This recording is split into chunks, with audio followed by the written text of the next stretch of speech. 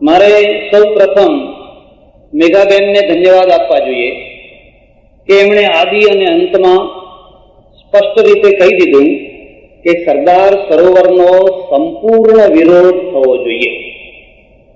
ગુજરાતની જનતા ભ્રમમાં ન રહે.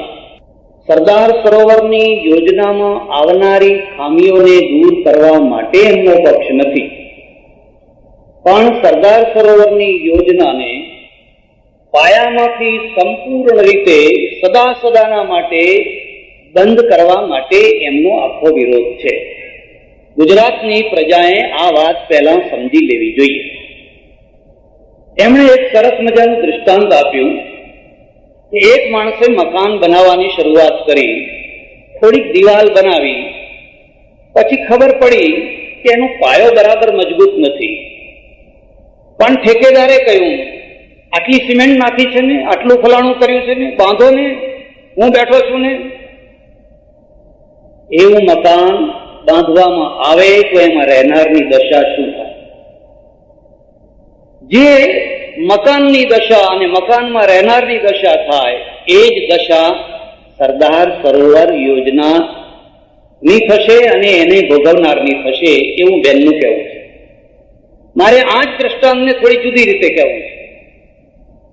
એક મકાન બહુ મજબૂત પાયાથી બનાવવામાં આવ્યું, બહુ સચોટ બનાવવામાં આવ્યું, દુનિયાના સારામાં સારા ઇજનેરોને રોકવામાં આવ્યા, દુનિયાના સારામાં સારા ડિઝાઇનરોને રોકવામાં આવ્યા. જેમાં ધરતીકંપ થાય તો ધરતીકંપની પણ અસર ના થાય એટલો સરસ પાયો કરવામાં આવ્યો અને બાંધકામ આગળ કરવામાં આવ્યું.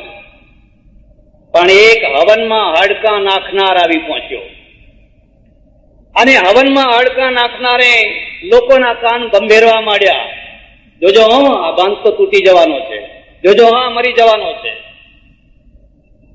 અને એવી વાતોમાં આવી અને જો એ બાંધનું અધૂરું કામ છોડી દેવામાં આવે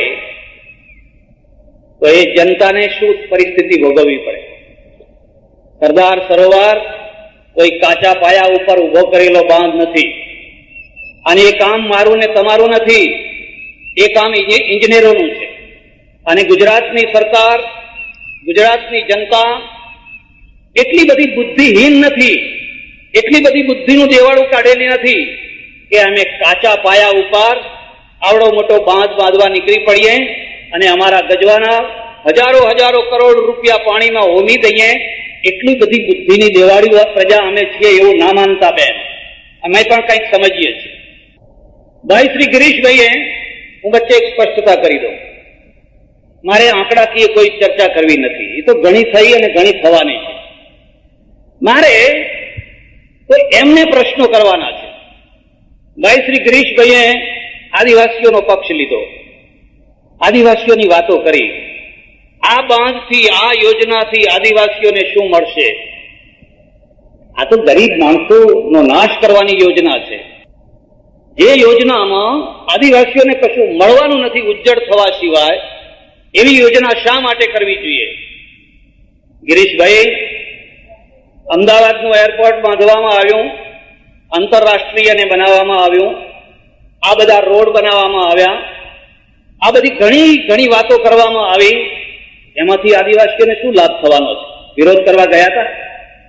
અમદાવાદના એરપોર્ટનો વિરોધ કરવા ગયા હતા? તમારે ખાલી આદિવાસીઓના નામે અમારો બાંધ તોડવો છે? પ્લેનમાં આદિવાસીઓ બેસવા જવાના છે? જો એ જમીન લઈને એરપોર્ટ બંધાતું હોય અને તમારા કાનની જૂ ના રેંગતી હોય તો તમે, આ કઈ વાત છે કે તમને સરદાર સરોવર તમારી આંખમાં દેખાયા કરે, આ સિવાય બીજી કોઈ જગ્યા તમને દેખાતી નથી? જરા આગળ આવીએ. એમનું એમ કેવું છે કે આ ભાઈ હિમાંશુભાઈનું કે આ પાણી તો સૌરાષ્ટ્ર સુધી પહોંચવાનું જ નથી, આ પાણી તો કચ્છ સુધી પહોંચવાનું જ નથી. મને એમ લાગે છે કે આ બાંધમાં રોકાયેલા ઇજનેરો કરતા એ વધારે જાણકાર હોવા જોઈએ. આ ઇજનેરોનું અપમાન છે. જે લોકોએ આ પ્લાન બનાવ્યો છે, જે લોકોએ વર્ષો સુધી આ પ્લાન પાછળ મહેનત કરી છે, એ દુનિયાના ગુજરાતી પ્રજાના દુશ્મન નથી. એમને પણ ગુજરાતી પ્રજાની લાગણી છે. આ કોઈ પાકિસ્તાનથી ઉતરી આવેલા ઇજનેરો નથી કે ગુજરાતને બરબાદ કરવા માટે આ પ્લાન બનાવ્યો હોય. તમને ખબર છે, પાંડવોનો મામો છે ને એ કૌરવોના પક્ષમાં ગયેલો અને અર્જુને કહ્યું, મામા તમે મામા થઈ અને કૌરવોના પક્ષમાં ગયા તો અમને કેટલું મોટું નુકસાન થશે, તમારે અમારા પક્ષમાં રહેવું જોઈતું હતું. તો એ મામાએ બહુ સરસ વાત કહી કે તમારા પક્ષમાં રહીને હું તમને જેટલો ફાયદો કરી શકું એથી વધારે પેલા પક્ષમાં રહીને તમને ફાયદો કરીશ. એ કેવી રીતે કરશો? એ ફાયદો કેવી રીતે કરશો? એ તું જોજે નહીં. યુદ્ધ શરૂ થયું. કર્ણ બાણ ઉપર બાણ ચલાવે એટલે પેલો મામો એને વારંવાર કે, હે નાલાયક છે, તને કશું આવડતું નથી, તારામાં બુદ્ધિ નથી, તારામાં આવડત નથી, તારામાં ડાપણ નથી. એના ઉત્સાહને તોડી નાખે. એના ઉત્સાહને તોડી નાખે એટલે કર્ણ ઢીલો થઈ જાય. યાદ રાખજો, નિરાશાવાદીઓથી કદી દેશ બનતો નથી. પ્રત્યેક યોજનાના પાછળ આશાનું બાળો હોય છે. માત્ર તમે નિરાશા અને શંકાઓ લઈને ચાલો તો તમારું ઘર પણ નહીં બનાવી શકો. બીજી વાત તો જવા દો, તમારા 4 દિવાલનું ઘર પણ નહીં બનાવી શકો. માત્ર વિરોધ કરવાથી જ કોઈ બુદ્ધિમાન ના થઈ જાય. એમણે કહ્યું કે આટલી જ વીજળી પેદા થવાની છે. આ તો વીજળી પેદા થવાની જ નથી. મને એમ લાગે છે કે આ નર્મદા યોજનાનું આખું જે મંત્રાલય છે એના કરતા એમના પાસે વધારે મોટું મંત્રાલય હોવું જોઈએ. કઈ જાતની વાત છે આ? લોકોને ભરમાવાની હદ હોય, લોકોને ઉઠા ભણાવવાની હદ હોય. લોકો જાણે છે અને એમ નહીં, વિશ્વ બેંક પણ જાણે છે. તમારા હાથમાં એક મોર્સ કમિશનનો એક રિપોર્ટ આવી ગયો, એને એકાદ વાત લખી દીધી એટલે એક શસ્ત્ર આવી ગયું, એક બળ આવી ગયું. મોર્સ કમિશન જો સાચું હોય, વિશ્વ બેંક કેમ એ યોજનાને નથી નકારી કાઢતી? અને કાલે વિશ્વ બેંક કદાચ એ યોજનાને નકારી કાઢે.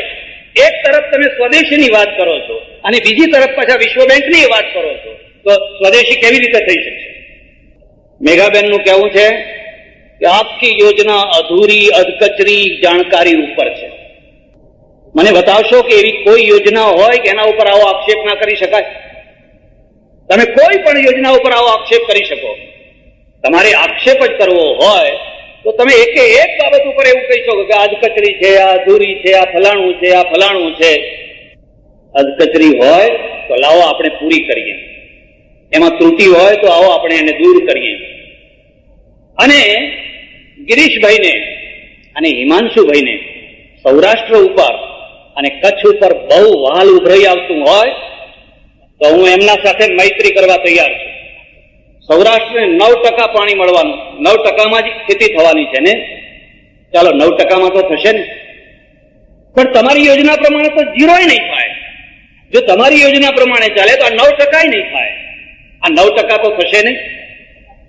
તમારે 9%ના 10% કરવા છે, 15% કરવા છે, 20% કરવા છે. આવો હું તમારી સાથે છું, આવો હું એમને રસ્તો બતાવું.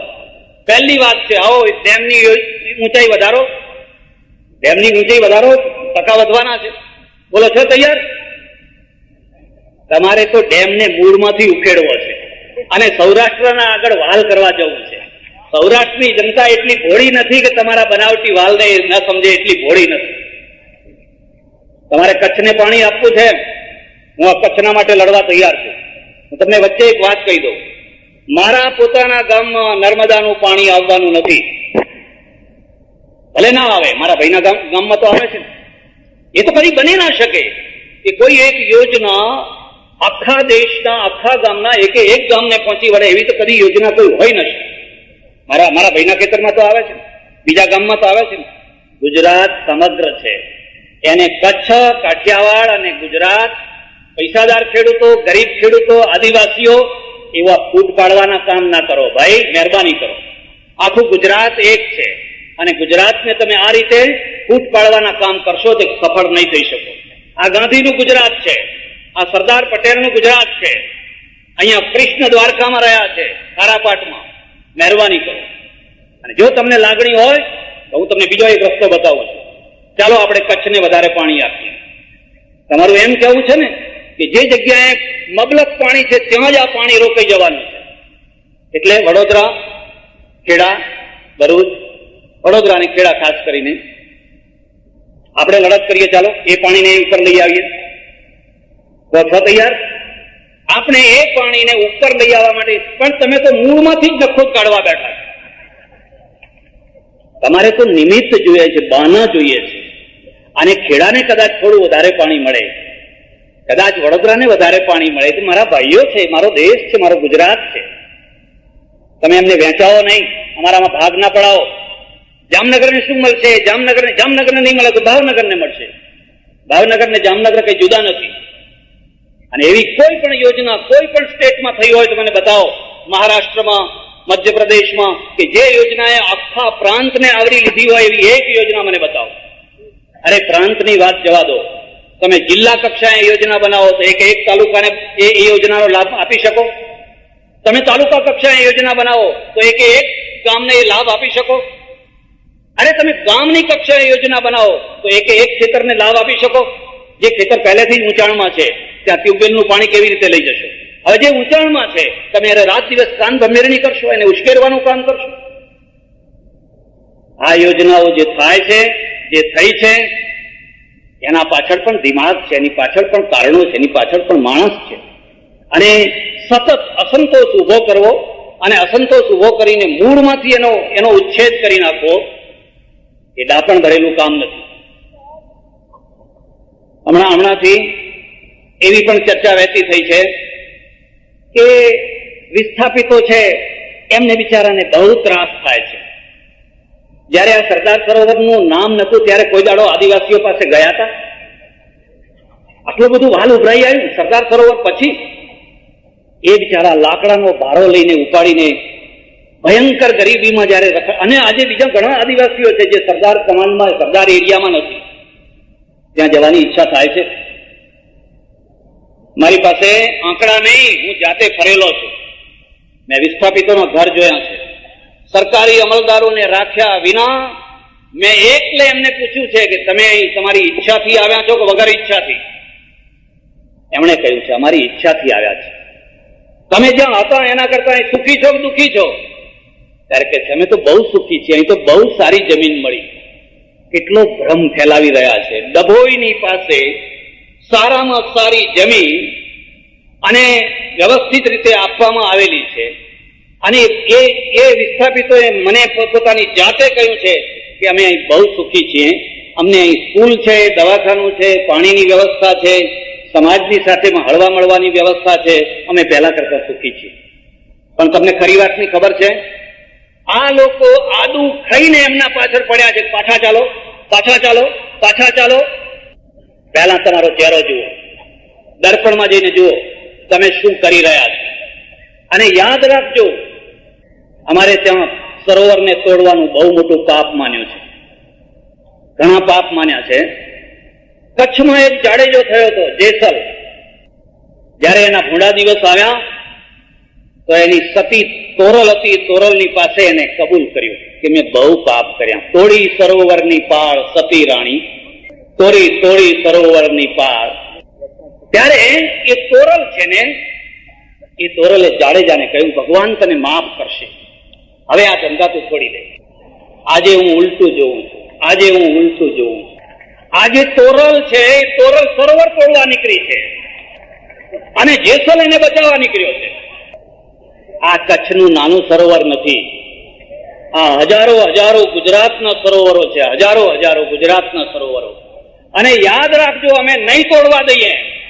તમે એમ ના સમજતા, તમે ગમે તે કરો, અમે નહીં. 10 વર્ષ પછી તમે જોજો ને અમે જોશું કોણ સાચું હતું ને કોણ ખોટું હતું.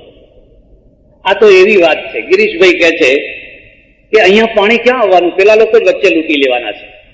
બધા બળવાન ખેડૂતો છે ત્યાં, અહીં કાઠિયાવાડ સુધી પાણી આવવાનું જ નથી.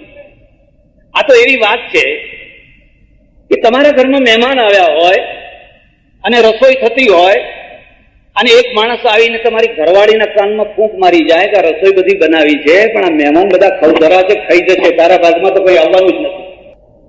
આ શાખે નહીં આવે, આ લાડુ નહીં આવે, આ રોટલી નહીં આવે, તારા ભાગમાં તો કશું આવવાનું જ નથી, રસોઈ કરવાની બંધ કર.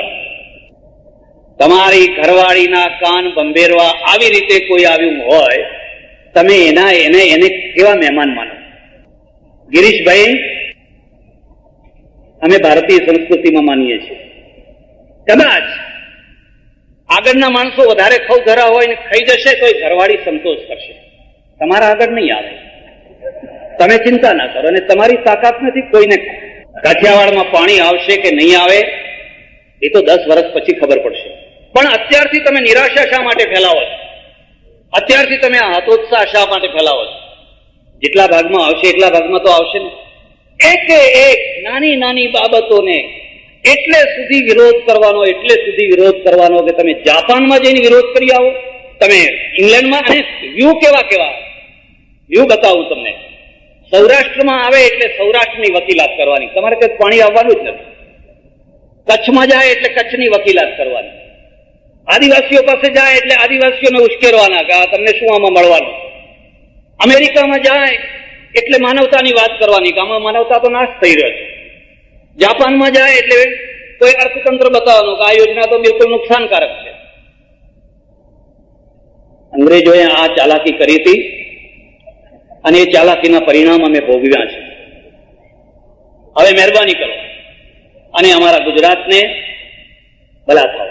તમારે જો ખરેખર આ બાબતની લાગણી હોય તો આ દેશમાં બીજા ઘણા બાંધ બંધાય છે. તમને સરદાર સરોવર કેમ નજરે ચડ્યો છે?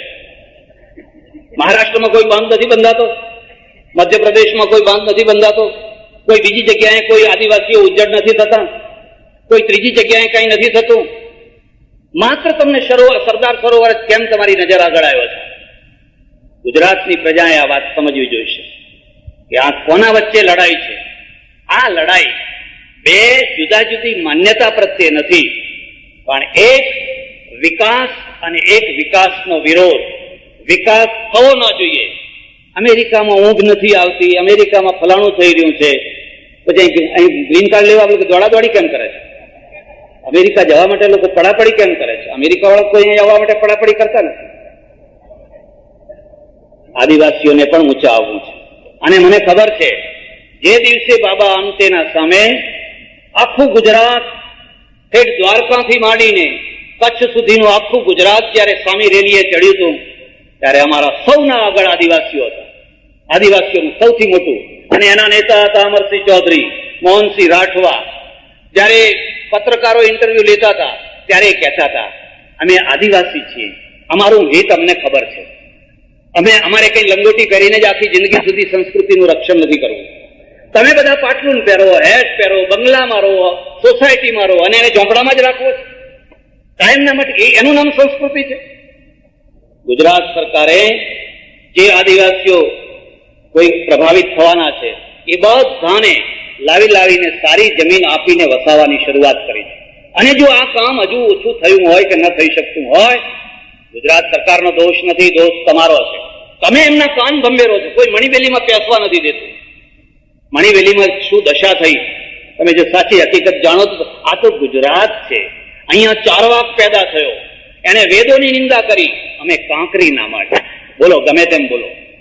એમ અમારી જીવાદોરી, અમારું જીવન, અમારો પ્રાણ, અમારું પાણી એને મૂળમાંથી તોડી ફેંકવા કોઈ આવે તો અમે એને ફૂલ દસ્તો આપીએ છીએ. લો, કાંઈ કરતા તમારું દિમાગ સુધરે તો, કાંઈ કરતા જો તમારા વિચારો બદલાય તો, નહીં તો બીજી કોઈ ધરતી ઉપર આવું સન્માન ના મળે. હા, યાદ રાખજો.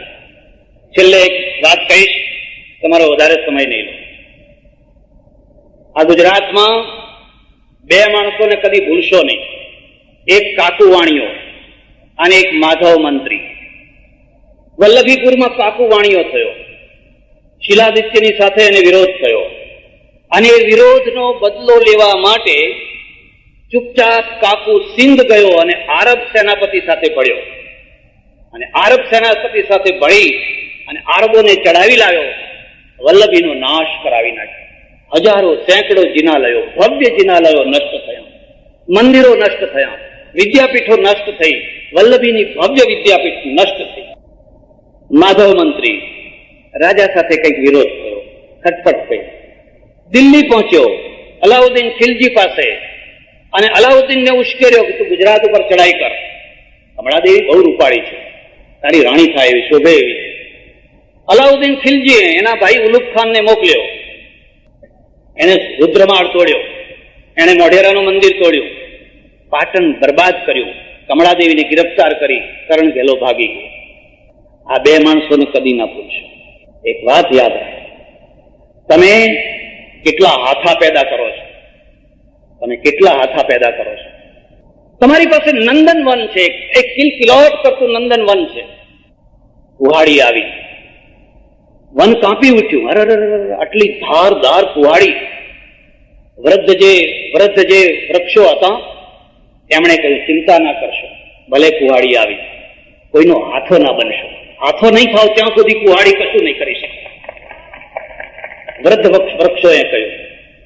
પણ કેટલાક જુવાન વૃક્ષો, અનુભવ વિનાના, ઓછી બુદ્ધિવાળા જુવાન વૃક્ષો, એમાંથી એકાદ બે હાથા થઈ ગયા અને વનનું નિકંદન કાઢી નાખ્યું.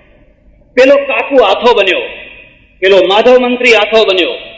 2 વાર ગુજરાતને ભૂંડી દશામાં મૂકી દીધું. મહેરબાની કરજો, હવે કોઈ કુહાડીના હાથા ના બનશો. આ ગુજરાતના માટે ગુજરાત પાસે પર્યાપ્ત બુદ્ધિ છે, ગુજરાત પાસે પૂરા અનુભવો છે, ગુજરાત પાસે પૂરું ડાપણ છે. અને તમે ચિંતા ના કરો પૈસા ક્યાંથી આવશે.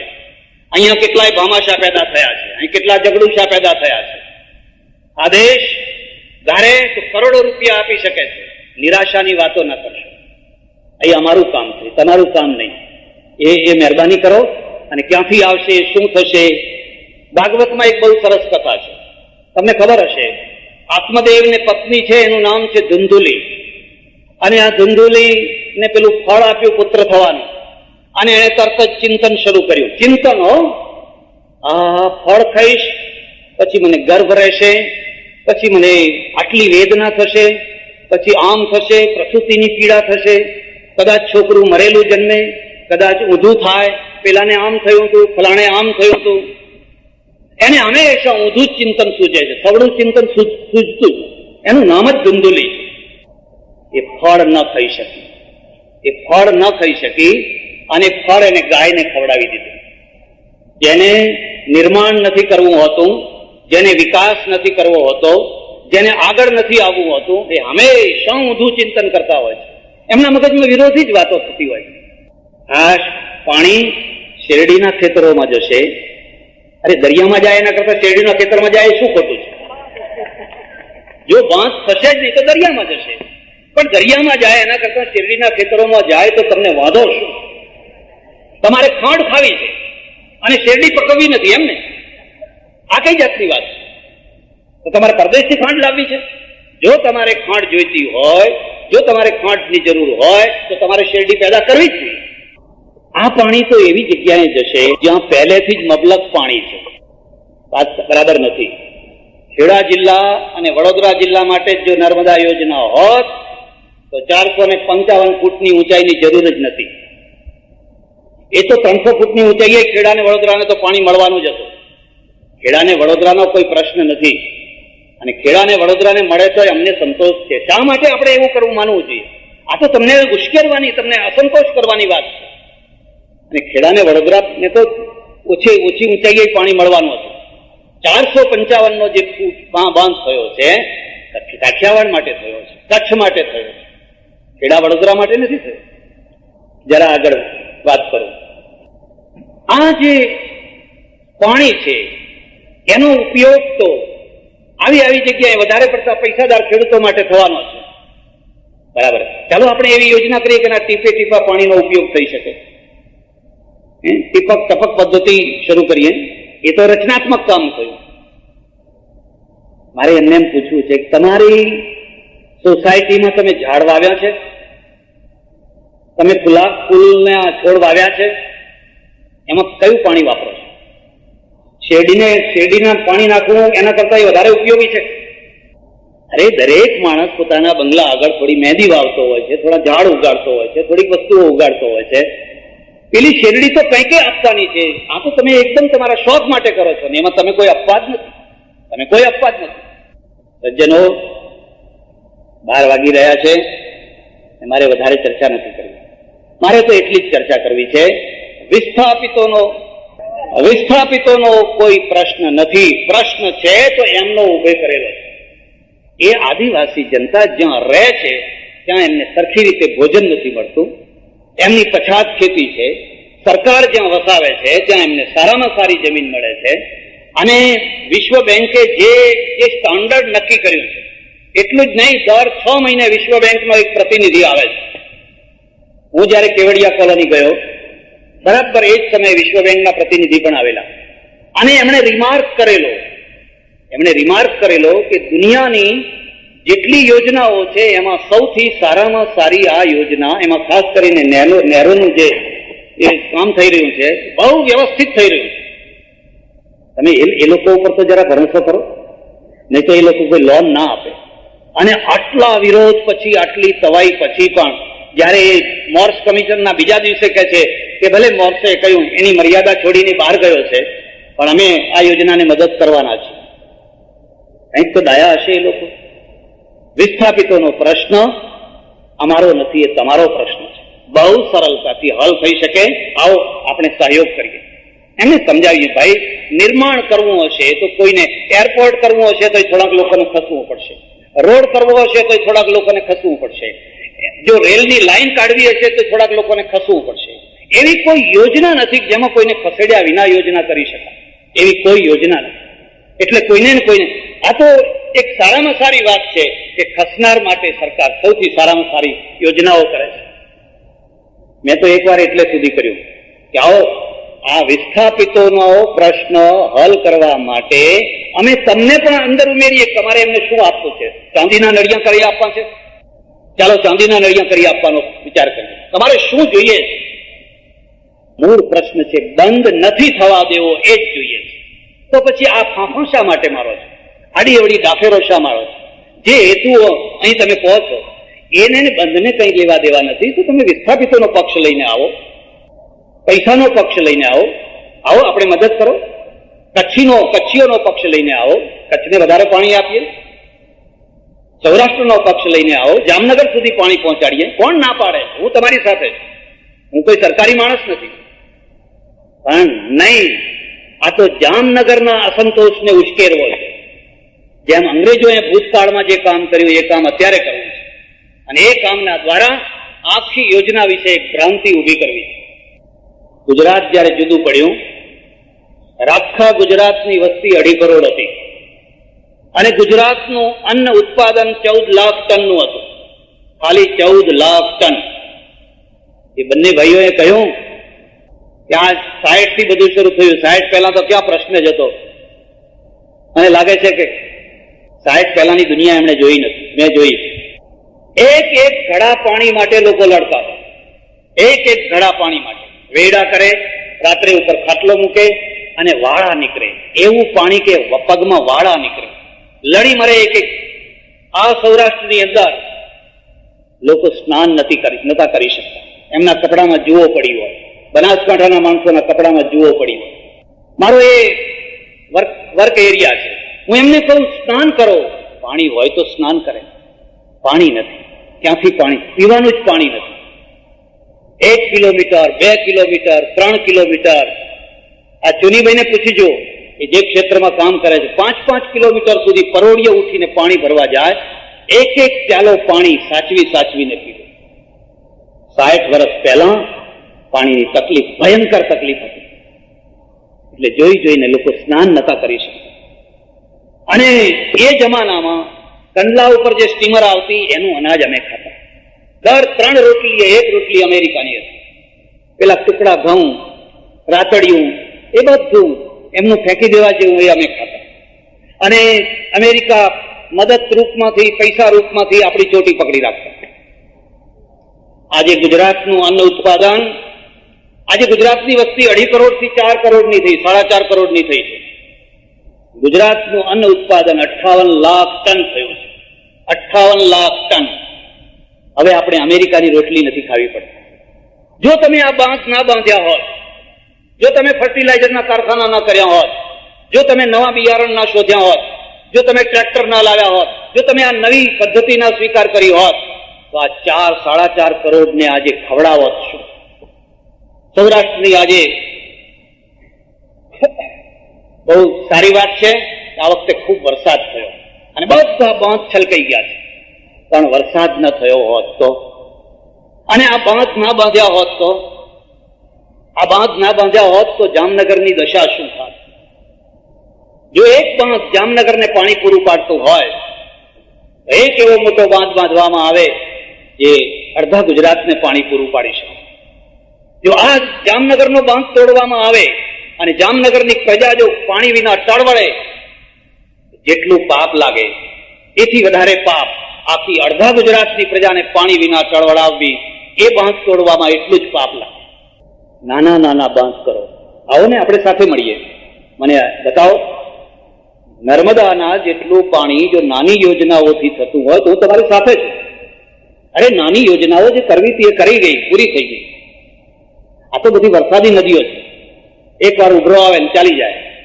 નાની નાની નદીઓ છે. એટલી અક્કલ અમને નહીં હોય, એટલી બુદ્ધિ નહીં હોય કે આ નાની નાની યોજનાઓ કરો. એટલું બધું દેવાળું નીકળી ગયું છે અમારું બધું. નાની યોજના બતાવો ગુજરાત માટે. ચાલો નર્મદા બંધ રાખો ને એની જગ્યાએ આ કરો. નાની યોજનાઓની લિમિટ છે, નાની યોજનાઓ સીમિત છે, અને એ પણ વરસાદ આવે તો. નર્મદાનો કમાન્ડ એરિયા જે છે એ મધ્યપ્રદેશમાં છે, સાતપુડામાં છે. ત્યાંનો વરસાદ ગુજરાતને પાણી આપે છે, અને એ વરસાદને જો નહીં રોકવામાં આવે તો લાખો લાખો લાખો ક્યુસેક પાણી દરિયામાં વહી જાય. જેમ બાબુએ કહ્યું એમ આ છેલ્લી યોજના નથી. દમણગંગા, દક્ષિણ ગુજરાતની બીજી નદીઓ, એ બધાની ગ્રીડ બનાવવાની. તમે વિજ્ઞાન ઉપર ભરોસો કરો, આયોજન ઉપર ભરોસો કરો, નિરાશાવાદી ના બનો, ખુદરા ના કાઢો. એ તો તમારો જબ્બો પહેર્યો હોય તો કોલર કેમ વાંકો કર્યો, આ બટન અહીં કેમ મૂક્યું, લે ભાઈ તું મૂક, લેને કોણ કોણ ના પાડે. એ તો તમે કોઈ પણ યોજનામાં કાઢી શકો. હું તમારો બંગલો જોવા આવું તો એમાં 18 ભૂલો કાઢી શકું કે આ બારી કયા ગાંડાએ મૂકી હતી. એ તો બધામાં કાઢી શકાય. વિધેયાત્મક, રચનાત્મક શું છે, તમે શું કરવા માંગો છો? એટલે નાની યોજનાઓનો વિરોધ નથી. નાની યોજનાઓ ભરપૂર થવી જોઈએ, પણ આ મોટી યોજનામાં બધા પૈસા રોકાઈ જશે. નાની યોજનાઓ માટે પૈસા ક્યાંથી લાવશો? તમે લાવો. લો, નાની યોજનાઓ માટે પૈસા ક્યાંથી લાવશો? એટલા માટે વિરોધ કરો છો. શા માટે ખોટા બહાના કરો છો? અરે નાની યોજનાઓ પણ ચાલુ છે અને મોટી યોજના પણ ચાલુ છે. કોઈ સરકારની તાકાત નથી એક બેલેન્સ ને અનબેલેન્સ કરી શકે. બધી નાની નાની યોજનાઓ પણ ચાલુ છે. અને જો આ યોજના મોંઘી થઈ હોય કે મોંઘી થતી હોય તો એમાં એક કારણ તમે છો. તમારા વિરોધના કારણે આ મોંઘી થાય છે. નહીં તો આ 2 વર્ષ વહેલી પૂરી થઈ હોત અને જે અત્યારે ખર્ચો કરવો પડે છે એમાંથી ઘણા ઓછા ખર્ચે થઈ શક્યું હોત. તમારે એક પોઈન્ટ ઉપર વિરોધ કરવો છે, અડચણો ઊભી કરવી છે, અને પછી કે સસ્તી કરો. હવે સસ્તી થશે કેવી રીતે? તમારા વિરોધમાં તો અમારા કેટલા પૈસા ખર્ચી જાય છે. એટલે આ આખી યોજના એક આયોજન છે, મહત્વાકાંક્ષા છે. એમાં કંઈક ત્રુટીઓ હશે. હું ઇજનેર નથી, હું કોઈ દાવો ન કરી શકું, પણ હું એટલું કહી શકું કે એને બનાવનારા મૂર્ખા નથી, અને એને બનાવનારા, એને પાસ કરનારા એ રાતોરાત કોઈની ભલામણથી, કોઈની લાગવગથી, જેમ હમણાં કહેવામાં આવ્યું કે રાજકારણીઓએ કર્યું છે. આવી યોજના રાજકારણીઓ ના કરે ત્યારે શું ધર્મગુરુઓ કરવાના હતા? દાખલા કોને બજાવે? અરે જે લોકો રાજકારણમાં છે એ જ લોકો આ કરવાના છે. એટલું નહીં, આ યોજનાની મંજૂરી દિલ્હીની લોકસભાએ આપેલી છે. આ યોજનાને ગુજરાતની વિધાનસભાએ સર્વાનુમતે અનેક વાર સંમતિ આપી છે. ગુજરાતની વિધાનસભા એટલે ગુજરાતનું, સમગ્ર ગુજરાતનું પ્રતિનિધિત્વ. કોઈમાં અક્કલ નથી, કોઈને કશી ખબર નથી સમગ્ર રીતે. બસ મારે તો આટલી અપીલ કરવી છે. મારે મેઘાબેનને ધન્યવાદ દેવા જોઈએ. એક રીતે કે સ્પષ્ટ છે, એમને ચોખ્ખું કહી દીધું હું આ આખી યોજનાને પાયામાંથી જ વિરોધ કરું છું. એટલે આપણે ચોખ્ખું થઈ ગયું કે આ બેન શું કરવા માંગે છે. જામનગરે ગયું ખાડામાં, ભાવનગરે ગયું, મહેસાણાએ ગયો, અને વડોદરાએ ગયું, ખીચડીના ખેતરો ગયા, બધા ખાડામાં ગયા. જાઓ દરિયામાં પાણી બધું જાઓ, બચાવી નર્મદા બચાવો. બસ નર્મદામાં મોકલો, દરિયામાં મોકલો એટલે નર્મદા બચી જશે. નર્મદાને બચાવવી હોય તો એને ખેતરોમાં મોકલો. સદીઓથી એ દરિયામાં તો જાય જ છે. નર્મદાને બચાવવાનો સાચો અર્થ છે કે એના એક એક ટીપા પાણીને દૂર દૂરના ખેતરો સુધી મોકલો. એમાં કઈ ત્રુટિ થતી હોય તો આવો આપણે બધા ભેગા થઈને એનો રસ્તો કાઢીએ. દરિયામાં મોકલી દેવો, એમાંથી તો કઈ નર્મદા બચવાની હતી?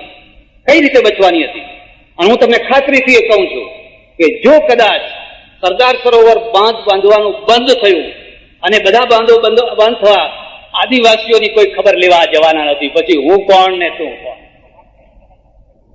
એમને આદિવાસીઓ ઉપર પ્રેમ હોત ને તો નર્મદાના કમાન્ડ સિવાય ઘણા આદિવાસીઓ છે, ઘણા ક્ષેત્રોમાં છે.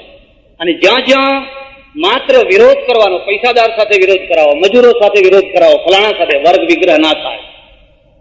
ગુજરાત સમગ્ર છે, ગુજરાત ખંડિત નથી. ખાલી આદિવાસીઓનું ગુજરાત નથી, ખાલી વાણિયાનું નથી, ખાલી બ્રાહ્મણોનું નથી, ખાલી પૈસાદારોનું નથી. ગુજરાત બધાનું છે. પૈસાદારો એમાં આવી ગયા. વર્ગ વિગ્રહનું પાપ બહુ મોટું પાપ છે. લોકોને ઉશ્કેરવા સરળ છે, પણ પછી આગને ઠારવી એટલી સરળ નથી હોતી. એટલે મેઘાબેનને મારે એક બીજી વાત પણ કહેવી છે, અને મને એમના પ્રત્યે એક બહુ મોટું માન થયું. એટલી મોટી શક્તિ આ દુબળી પાતળી બેન આજે આખી સરદાર સરોવર યોજનાને હચમચાવી રહી છે. આ શક્તિ જે ખંડનમાં લાગી છે, જો મંડનમાં લાગે, ઓહો, એનો ને અમારો બધાનો બેડો. એટલે મને કહે છે ભાઈ સવાદાર થયા. એટલે હું પરમેશ્વરને હૃદયથી પ્રાર્થના કરું કે નર્મદા યોજના ને ભગવાન એના વિઘ્નો દૂર કરે, એને સ્પષ્ટ કરે, અને એનું ધસમસતું પાણી આજે નહીં તો કાલે, કાલે નહીં તો પરમ દિવસે સૌરાષ્ટ્રની ધરતી ઉપર આવે. મારા ભાઈના ત્યાં આવે, ભલે મારે ત્યાં ના આવે, એ તો કદી બનવાનું નથી કે એક ઘર સુધી પહોંચાડી શકાય, પણ મારા ઘરના ભાઈના ત્યાં આવે તો એ મારું જ ઘર છે. એટલી ઉદારતા, એટલી ભલમાં. અને એ અનાજ આખા દેશનું અનાજ છે. એ ઉત્પાદન એ ગુજરાતનું ઉત્પાદન છે, રાષ્ટ્રનું ઉત્પાદન છે. પૈસાદારના ખેડૂતમાં જે અનાજ પેદા થશે એ પણ રાષ્ટ્રનું છે. પૈસાદારના ખેડૂતમાં અનાજ ઉત્પાદન થયેલું એ પ્રદેશનું અનાજ નથી, એ પણ રાષ્ટ્રનું છે. એવી વિશાળ ભાવના આપણા સૌના અંદર પ્રગટ થાય.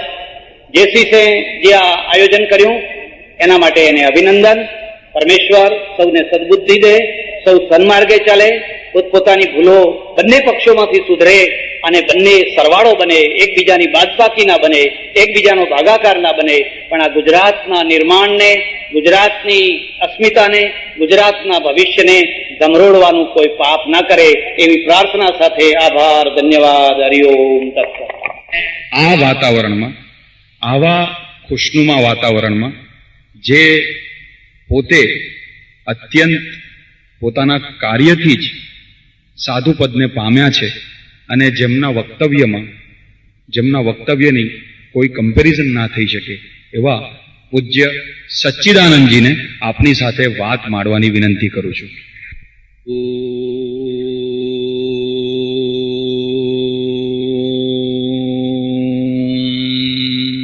નમઃ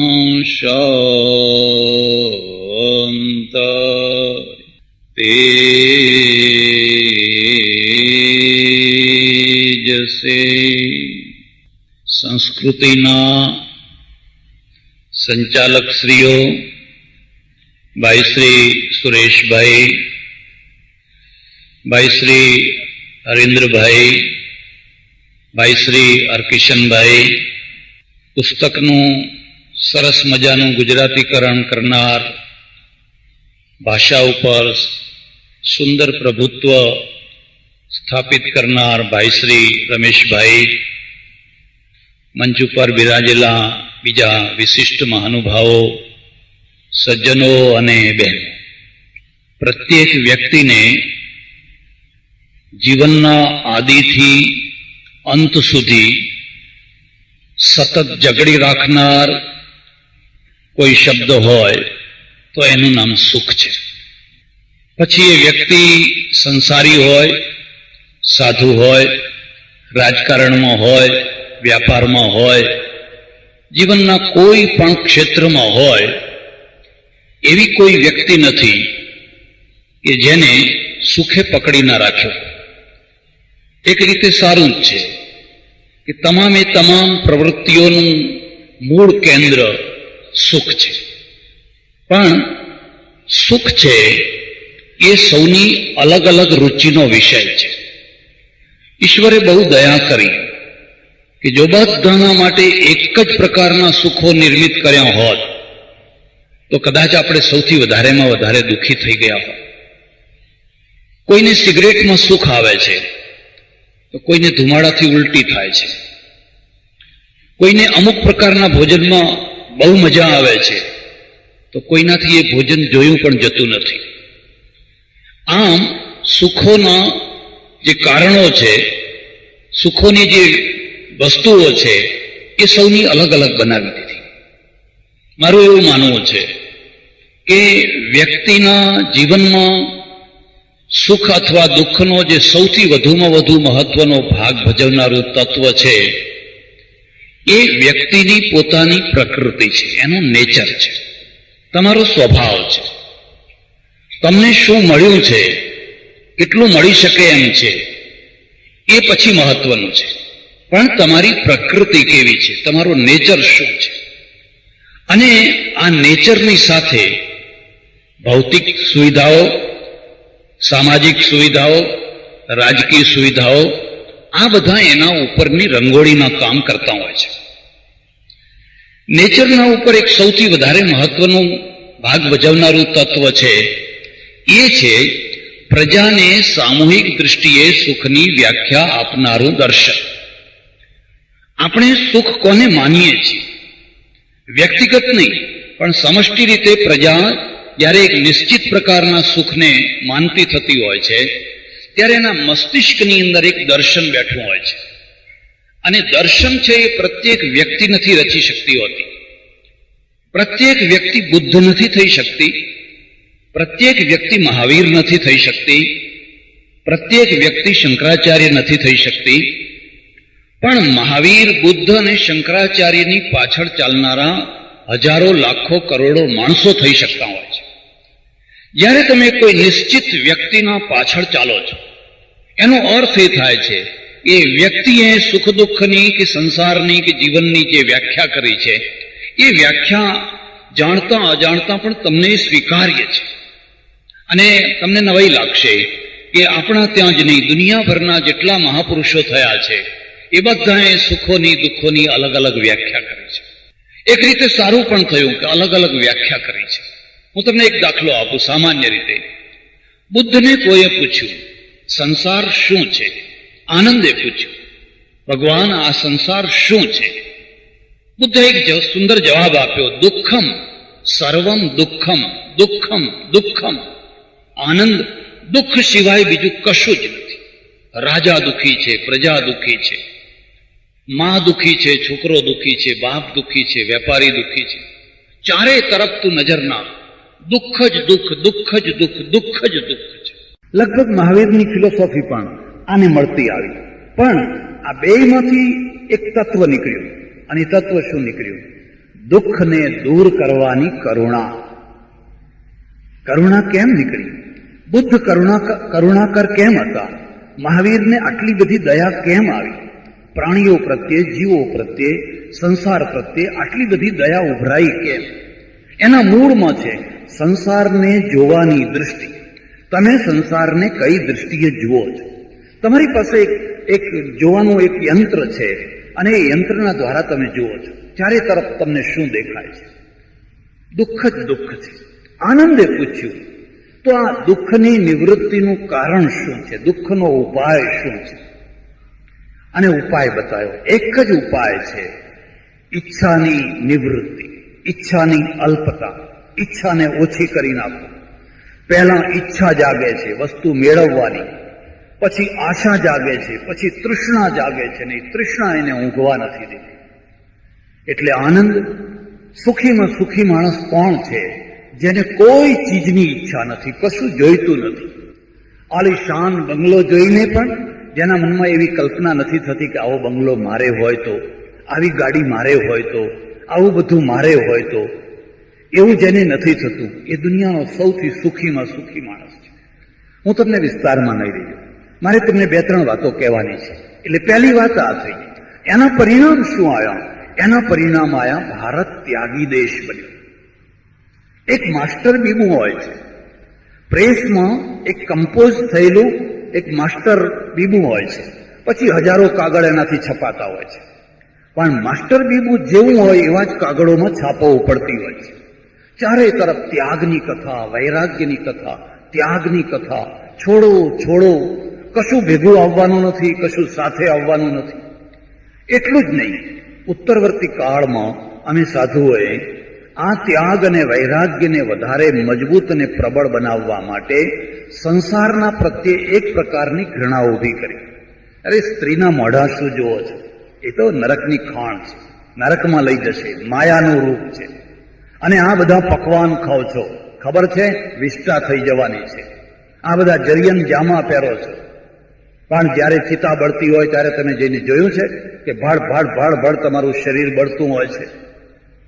એક એવી દ્રષ્ટિ વિકસી, જે દ્રષ્ટિનો અર્થ એવો થયો કે સંસારમાં સુખ નથી, અને છે તો એ દુઃખનું મૂળ છે. આ સંસારના સુખો લેવા માટે જે દોડશો તો અંતે તમારે વધારે ને વધારે દુઃખ ભોગવવા પડશે. એના પરિણામ તમે કલ્પના કરી શકો છો. એના પરિણામ એ આવ્યા કે 10મી શતાબ્દીથી માંડીને 15મી શતાબ્દી સુધીનો ઇતિહાસ તમે જો જોશો તો 10મી શતાબ્દીથી 15મી શતાબ્દી સુધી યુરોપનો માણસ એટલે ક્રીમ વર્ગ, અને હંમેશા વાતો ક્રીમ વર્ગની જ હોય છે, હંમેશા ઇતિહાસ ક્રીમ વર્ગનો જ હોય છે. પાછળ ચાલનારું ટોળું કેટલું મોટું છે એની કોઈ કિંમત નથી. મીંડાની કિંમત ત્યારે થતી હોય છે જ્યારે આગળ એકડો હોય છે ત્યારે. પણ એકડો કાઢી નાખો પછી તમારા મીંડા કેટલા છે એની કોઈ વેલ્યુ નથી હોતી. મીંડા ખરા, એની વેલ્યુ એ ખરી, પણ આગળ એકડો હોય તો. પ્રત્યેક સમાજની પાસે એક ક્રીમ વર્ગ હોય છે, અને ક્રીમ વર્ગ આખી પ્રજાને દોરતો હોય છે, ખેંચતો હોય છે. બાકીની પ્રજા તો ઘસડાથી ચાલતી હોય છે. 10મી શતાબ્દીથી માંડીને 15મી શતાબ્દીનું યુરોપ તમે જુઓ તો જે ક્રીમ વર્ગ નીકળ્યો એ દરિયા તરફ દોડ્યો, દરિયો ડખોડવા માંડ્યો. 500 વર્ષ સુધી લોકોએ દરિયો ડખોડ્યો. નકશા નહીં, કોઈ હોકાયંત્ર નહીં, ધ્રુવ તારાના જોરે કેટલા મરી ગયા, કેટલા ફના થયા, બરબાદ થયા.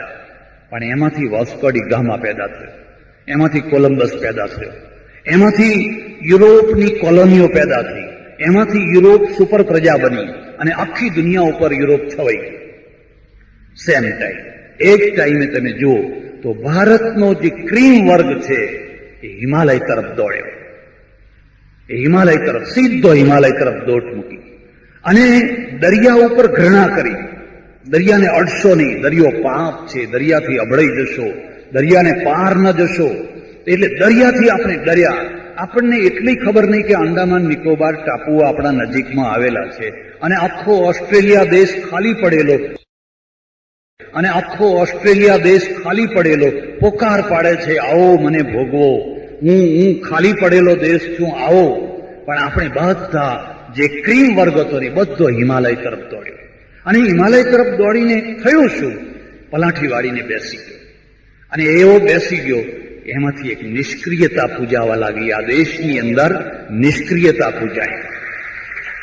આ નિષ્ક્રિયતાને પછી તમે યોગનું નામ આપો, અધ્યાત્મનું નામ આપો, ભક્તિનું નામ આપો, તમારે જે નામ આપવું હોય આપો. હું જો ઝૂંપડે ફરું તો હું સામાન્ય થઈ જાઉં, પણ જો હું ભોંયરામાં બંધ થઈને બેસું તો લાઈન લાગે દર્શન કરનારાઓ. મારા ઓળખીતા એક મહાત્મા છે, એ ભોંયરામાં બહુ બેસે છે. મેં કહ્યું તમે આ ભોંયરામાં બેઠા બેઠા શું કરો છો? મને કે કોઈને કહું નહીં તો વાત કરું. નહીં કહું, ખાનગીમાં રાખીશ. મને કે ઊંઘું છું. ઊંઘો છો? તો પછી ઉપર રૂમમાં ઊંઘતા હો તો કે ના, એક બાર માણસ બેસાડવાનો. અને એ માણસને એક જ કહે, મહારાજ સમાધિમાં છે, મહારાજ સમાધિમાં છે, મહારાજ. અને મને કે મેં કીધું તમે ઊંઘો છો અને બહાર સમાધિની વાત? મને કે તમે સમજ્યા નહીં. નિદ્રા સમાધિ સ્થિતિ, ઊંઘવું એ સમાધિ જ છે. પેલામાં સમાધિ ચડે કે ના ચડે, પણ આમાં તો સમાધિ ચડી જ જતી હોય છે. તો મેં કહ્યું એના કરતા બહાર નીકળો ને કંઈક કરો ને. મને કે કરીએ તો કોડી ના થઈએ છીએ, અને ના કરીએ તો કરોડ ના થઈએ છીએ. ઓહો, કેટલી ગજબની વાત છે. એક ગાંધી થયા, એક વિનોબા થયા, એક રવિશંકર મહારાજ થયા, એક ઠક્કર બાપા થયા, કેટલી સાધ્વીઓ ક્રિશ્ચિયન ધર્મમાં હું જોઉં છું, લેપ્રસીનું કામ કરનારી અને બીજી બધી કામ કરનારી, ઝૂંપડે ફરીને કામ કરનારી, કોઈ એમના દર્શન કરવા નથી જતું, કોઈ એમના પગની ધૂળ નથી લેતું. દવા માટે જાય કે આ દવા આપે છે એટલું જ. પણ જો તમે એકાંતમાં અને નિષ્ક્રિય થઈને બેઠા, બસ નિષ્ક્રિયતા એ જ તમારી પૂજા. અમેરિકામાં એક માણસે મને પૂછ્યું, મને કે ભારતમાં તમારી એક્ટિવિટી શું? મેં કહ્યું તમે અમે સાધુઓની એક્ટિવિટી તમે જાણતા નથી? કે ના, મને ખબર નથી. મેં કહ્યું અમારી 2 એક્ટિવિટી છે, એક દર્શન આપવા અને બીજા આશીર્વાદ આપવા.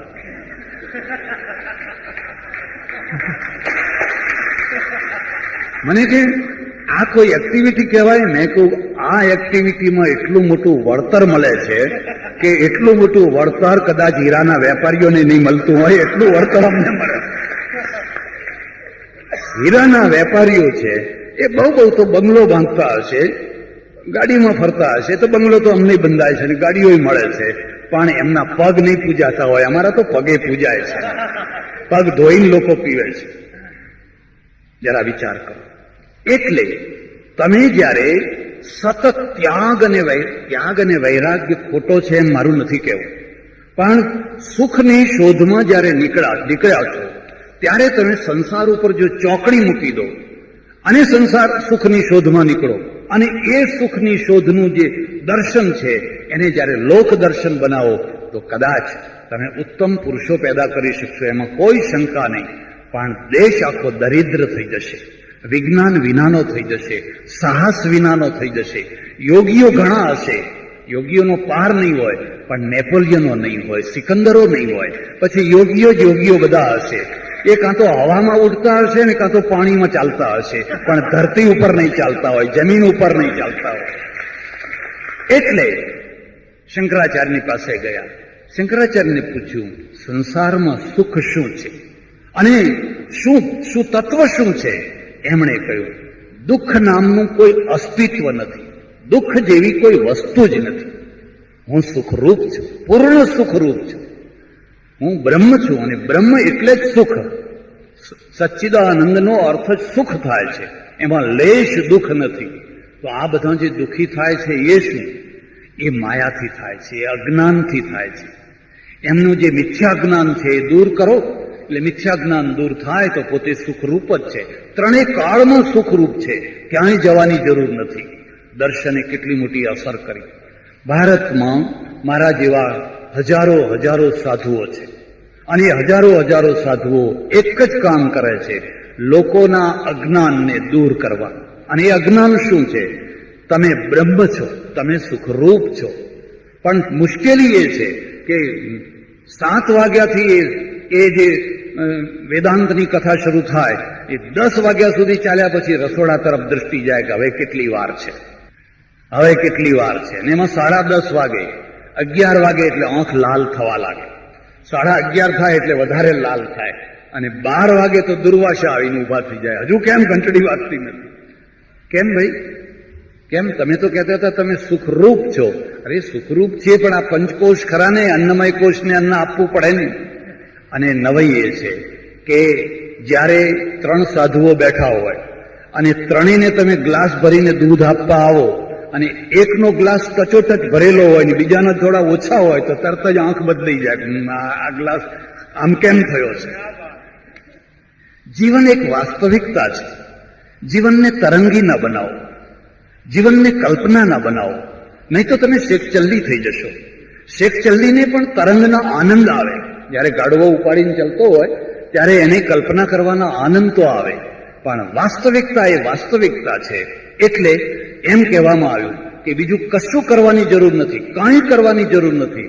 તમારા આત્માને ઓળખો, તમારા અંદરના સ્વરૂપને ઓળખો, તમે એ જ પરમાત્મા છો.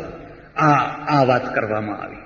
ભગવદ્ ગીતાને જ્યારે પૂછવામાં આવ્યું, ઉપનિષદો અને ભગવદ્ ગીતા આ બંનેને હું જરા વધારે મહત્વ એટલા માટે આપું છું કે એ ધરતી ઉપર ચાલનારા ગ્રંથો છે અને એમણે પરિસ્થિતિને સ્વીકાર કરી છે. એણે જો સ્વીકાર ન કર્યું હોત તો અર્જુને કહ્યું મારે સંન્યાસ લેવો છે, મારે આ યુદ્ધ નથી કરવું. આવું ઘોર યુદ્ધ, હજારો લાખો માણસો જેમાં મરી જવાના હોય અને એ માત્ર મારા રાજ્ય મેળવવા માટેનું યુદ્ધ. મારે આવું યુદ્ધ નથી કરવું. કેટલો સરસ વિષાદ યોગ છે પહેલો યોગ. અને છતાંય કૃષ્ણ કહે છે તસ્માદ યુદ્ધસ્વ ભારત, તસ્માદ યુદ્ધસ્વ ભારત. કૃષ્ણના જીવનમાં એક તમે જોશો, કોઈ જગ્યાએ તમને સુખ દ્રોહ જોવા નહીં મળે. એ વાંસળી વગાડી શકે છે, નાચી શકે છે, એ ગીત ગાઈ શકે છે, એ શું નથી કરી શકતા? જમી શકે છે, જમાડી શકે છે, આનંદથી જમાડી શકે. એક પાદરીએ પુસ્તક લખ્યું, કૃષ્ણ એન્ડ ક્રાઇસ્ટ, અંગ્રેજીમાં આવડું મોટું પુસ્તક લખ્યું. મારી પાસે આવ્યા, મને કે આ પુસ્તકનું ઉદ્ઘાટન તમારા હાથે રાખવું છે. મેં કહ્યું પહેલી નવાઈ તો મને એ લાગી કે તારે ક્રાઇસ્ટ ઉપર લખવાનું હોય, એમાં વચ્ચે કૃષ્ણ ક્યાંથી લઈ આવ્યા? અને પછી ઉદ્ઘાટન કોઈ ફાધરના દ્વારા કરાવવાનું હોય, મને વચ્ચે કેમ લઈ જાવ છો? બહુ સારો માણસ, બહુ મજાનો પાદરી હતો. હું તમને એક બીજી વાત કહું છું, તમે કોઈ પણ ધર્મ પાળતા હો, પણ તમારી સાંપ્રદાયિક ઘરેડથી જો થોડા ઊંચા ઉઠશો તો બીજા સંપ્રદાયોની વિભૂતિઓનો લાભ પણ તમે લઈ શકશો. નહીં તો એવું બનશે કે તમારી ઘરેડના પથરા તમારા માથામાં વાગ્યા કરતા હશે અને એ તમને લોહી લુહાણ કરતા હશે, અને છતાંય તમને એ લોહી લુહાણ થવાનો એક પ્રકારના મોહ ભર્યો આનંદ આવતો હશે, અને તમારી ઘરેડની બાજુમાં જ દિવ્ય રત્નો પડ્યા હશે, પણ તમે જિંદગી ભર એની ઉપેક્ષા કરીને એનો લાભ નહીં લઈ શકો. બહુ મજાનો પાદરી મને કે જુઓ સ્વામીજી, આ પુસ્તક મેં લખ્યું, હું નીકળ્યો ભગવાનની શોધમાં, અને મેં બધા ધર્મોના ભગવાન જોયા, ખાસ કરીને જન્મેલા ભગવાન, જે જન્મે અને પછી આયુષ થાય એટલે દેવ થાય, બધા ભગવાનોના જોયા. એમાં મને સૌથી અદ્ભુત ચરિત્ર કૃષ્ણનું દેખાયું. મેં કહ્યું કેમ, શું દેખાયું? મને કે આ એક એવું વ્યક્તિત્વ છે જે યુદ્ધ કરી શકે છે, જે નાચી શકે છે, જીવનની જેટલી એક્ટિવિટી કહેવાય, જીવનના જેટલા ક્ષેત્રો કહેવાય, એ તમામ ક્ષેત્રોમાં તમે, અને એટલું જ નહીં, તમામ ક્ષેત્રોમાં 16 કળા પાછા. એક એક ક્ષેત્ર એવું નહીં કે એમાં 14 કળા હોય, 12 કળા હોય કે 13 કળા હોય. તમે વાંસળી વગાડો તોય 16 કળાએ, અને નાચવાનું કહો તોય 16 કળાએ, અને યુદ્ધ કરવાનું કહો તોય 16 કળાએ, અને વેષ્ટી દૂત થઈને મોકલવાનું કહો રાજદૂત થઈને તોય 16 કળાએ, અને પતરાણા ઉપાડવાનું કામ આવે, પગ ધોવાનું કામ આવે તોય 16 કળાએ. આ કોઈ કૃષ્ણનો અનુયાયી નથી બોલતો, આ તો બીજા ધર્મનો માણસ બોલી રહ્યો છે. અને એક બીજી વાત હું તમને કહું છું, તમારી પરંપરાના માણસો તમારી પરંપરા માટે શું બોલે છે એની કોડીની કિંમત છે. એ તો બોલવાના જ, બોલવું જ પડે, પણ તમારા વિરોધી માણસો તમારા માટે શું બોલે છે એ બહુ મહત્વનું હોય છે. અને વિરોધીનો અભિપ્રાય એ જ મોટો અભિપ્રાય મનાવવો જોઈએ, જો વિરોધી તટસ્થ હોય તો. એટલે મને કે મેં જોયું કે આ કૃષ્ણની અંદર એક સર્વાંગીણતા છે, અને સર્વાંગીણતામાં મને સૌથી વધારેમાં વધારે ગમ્યું કે એ જ્યારે જુઓ ત્યારે હસતા હોય છે, એટલે જીવનને એણે સ્વીકાર કર્યો. તમે સુરેશ દલાલને મળો અને 5 મિનિટ વાત કરો, અને 5 મિનિટમાં એ 5 વાર તમને ન હસાવે તો મને નવાઈ લાગે. 5 મિનિટમાં ઓછામાં ઓછા 5 વાર તમને ન હસાવે તો હું વિચાર કરું કે આટલા મોટા ગજાનો કવિ, આવા વાઇસ ચાન્સલરના પદ ઉપર પહોંચેલી વ્યક્તિ, અને બાળક જેવી નિર્દોષતા, બાળક જેવી નિખાલસ વાત કરે, સ્ટેજ ઉપર કરે. હરીન્દ્રભાઈને કંઈ કહેવું હોય તો કહી દે, જે બેઠા હોય એને કંઈ કહેવું હોય તો કહી દે, તું કરે કે હું કરે કે બધું કે. અને છતાં વ્યક્તિત્વમાં કોઈ ઓટ નહીં. એના કારણે એવું ના બને કે આ માણસ નાનો થઈ ગયો, હો આ તો છીછરો થઈ ગયો, એવું નહીં. જે છીછરા છે એની પાસે ઊંડાણ, અને છીછરા વિનાનું જે ઊંડાણ છે એ ડૂબી મરવાની જગ્યા બનતી હોય છે. દરિયો હોય, નદી હોય ને પહેલા છીછરી હોય, પછી આગળ ઊંડાણ આવે તો નાહવાની મજા આવે, પણ જેવો પગ મૂક્યો એવા જ ગયા તો પછી ડૂબી મરવાની જગ્યા થઈ જાય. ઘણા વ્યક્તિત્વ એવા હોય કે જ્યાં પગ મૂક્યો ને ગયા તમે ખલાસ. અરે આટલી બધી ઊંડાણ ના રાખો, અમને જરા જોવા દો, ધીરે ધીરે ચાલવા દો, પગલી ભરવા દો, પછી તમારી ઊંડાણ ભલે આગળ આવતી હોય. એટલે બધા દરિયામાં નાહી ના શકાય. તમે જગન્નાથપુરી જાઓ તો નહીં શકો, એવા કેટલાક બીચ એવા હોય કે તમે નહીં શકો, પણ કેટલાક દરિયા એવા હોય કે જઈ જ ન શકો. ગુગવાડા જેવા હોય, દૂરથી જ નમસ્કાર કરવાના હોય, એમના ગુગવાડા જેવા આવતા હોય.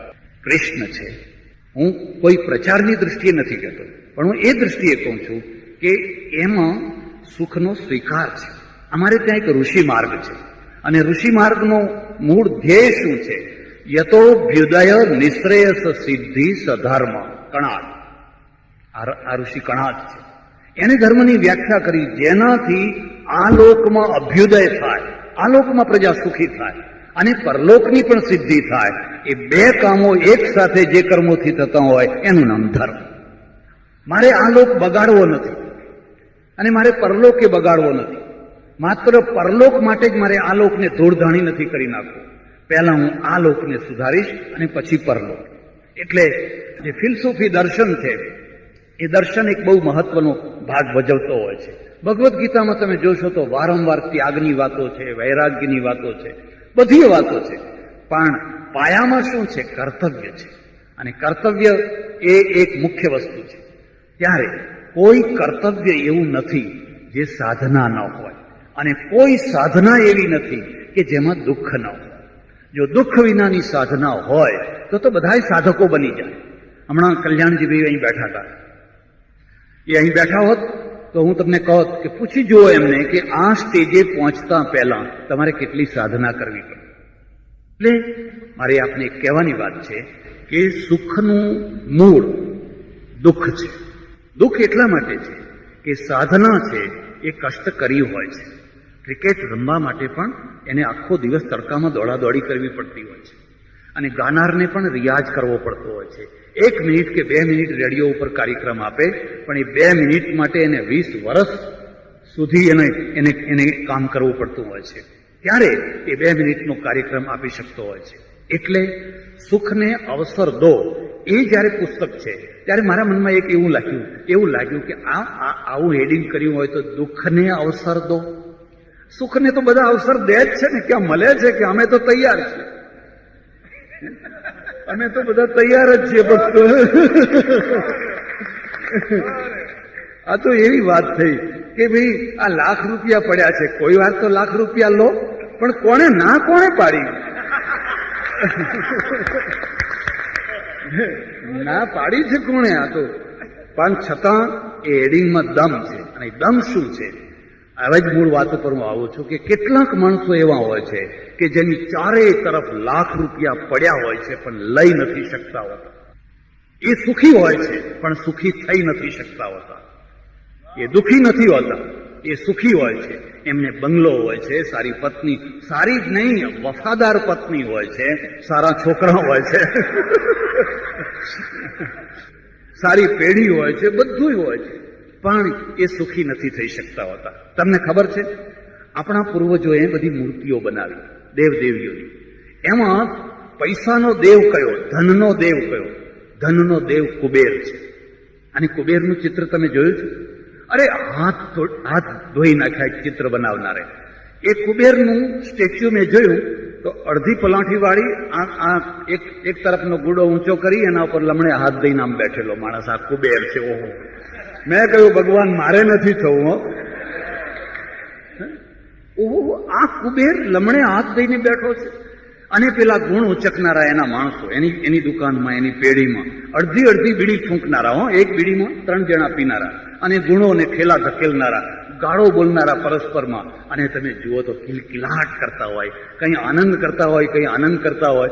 ત્યારે પેલી ગાદી ઉપર બેઠેલા શેઠને જોઈને હું કહું, જરા હસો, આ તમારા નોકરો હસે છે, તમારા ચાકરો હસે છે, તમે જરા કંઈક હસો. આમ સ્ટેચ્યુ બનાવીને બેઠા હોય છે. અને પેલા મંદિરમાં કોઈ મૂક્યું હોય ને, મને કે ના હસાય, અમે શેઠ મુવા છીએ, ના હસાય એમ કે. શું કહીએ, અમે શેઠ થયા છીએ. એટલે જિંદગીમાં એવા ઘણા માણસો હોય છે જેમને ઘણું બધું મળ્યું હોય છે. હું તમને એક સામાન્ય વાત કહું. સવારનો પહોર છે ને તમે ઉઠ્યા છો. હવે ઉઠતાની સાથે તમે ધારો તો ફરિયાદોનો ઢગલો કરી શકો. હજુ ચા તૈયાર નથી, હજુ નાવાનું તૈયાર નથી, પાણી બરાબર ગરમ નથી, ફલાણું નથી, આ નથી, તે નથી, આવું પણ કરી શકો છો. અને સવારે ઉઠતાની સાથે તમે એક નાના બાળકને રમાડી શકો છો, એને બચીઓ કરી શકો છો, અને વખાણ કરી શકો છો, ભાઈ આજ તો ચા બહુ સરસ થઈ છે. અરે સારી થઈ હોય ને સારી કહો તોય ઘણું છે, પણ કેટલીક વાર ના સારી થઈ હોય ને સારી કહો ને સુખની ક્ષણ આવીને ઉભી રહી જશે. સારી ના થઈ હોય એને છતાંય કોને અંતે તો પીનારી પીશે ત્યારે ખબર પડશે કે સારી નથી ને સારી કઈ હો.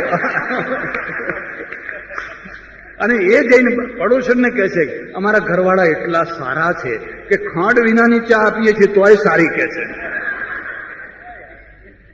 તમારે કેવું નહીં પડે ખાંડ ના કેમ કેવું નહીં પડે, પણ તમે ક્ષણો ગુમાવી દો છો.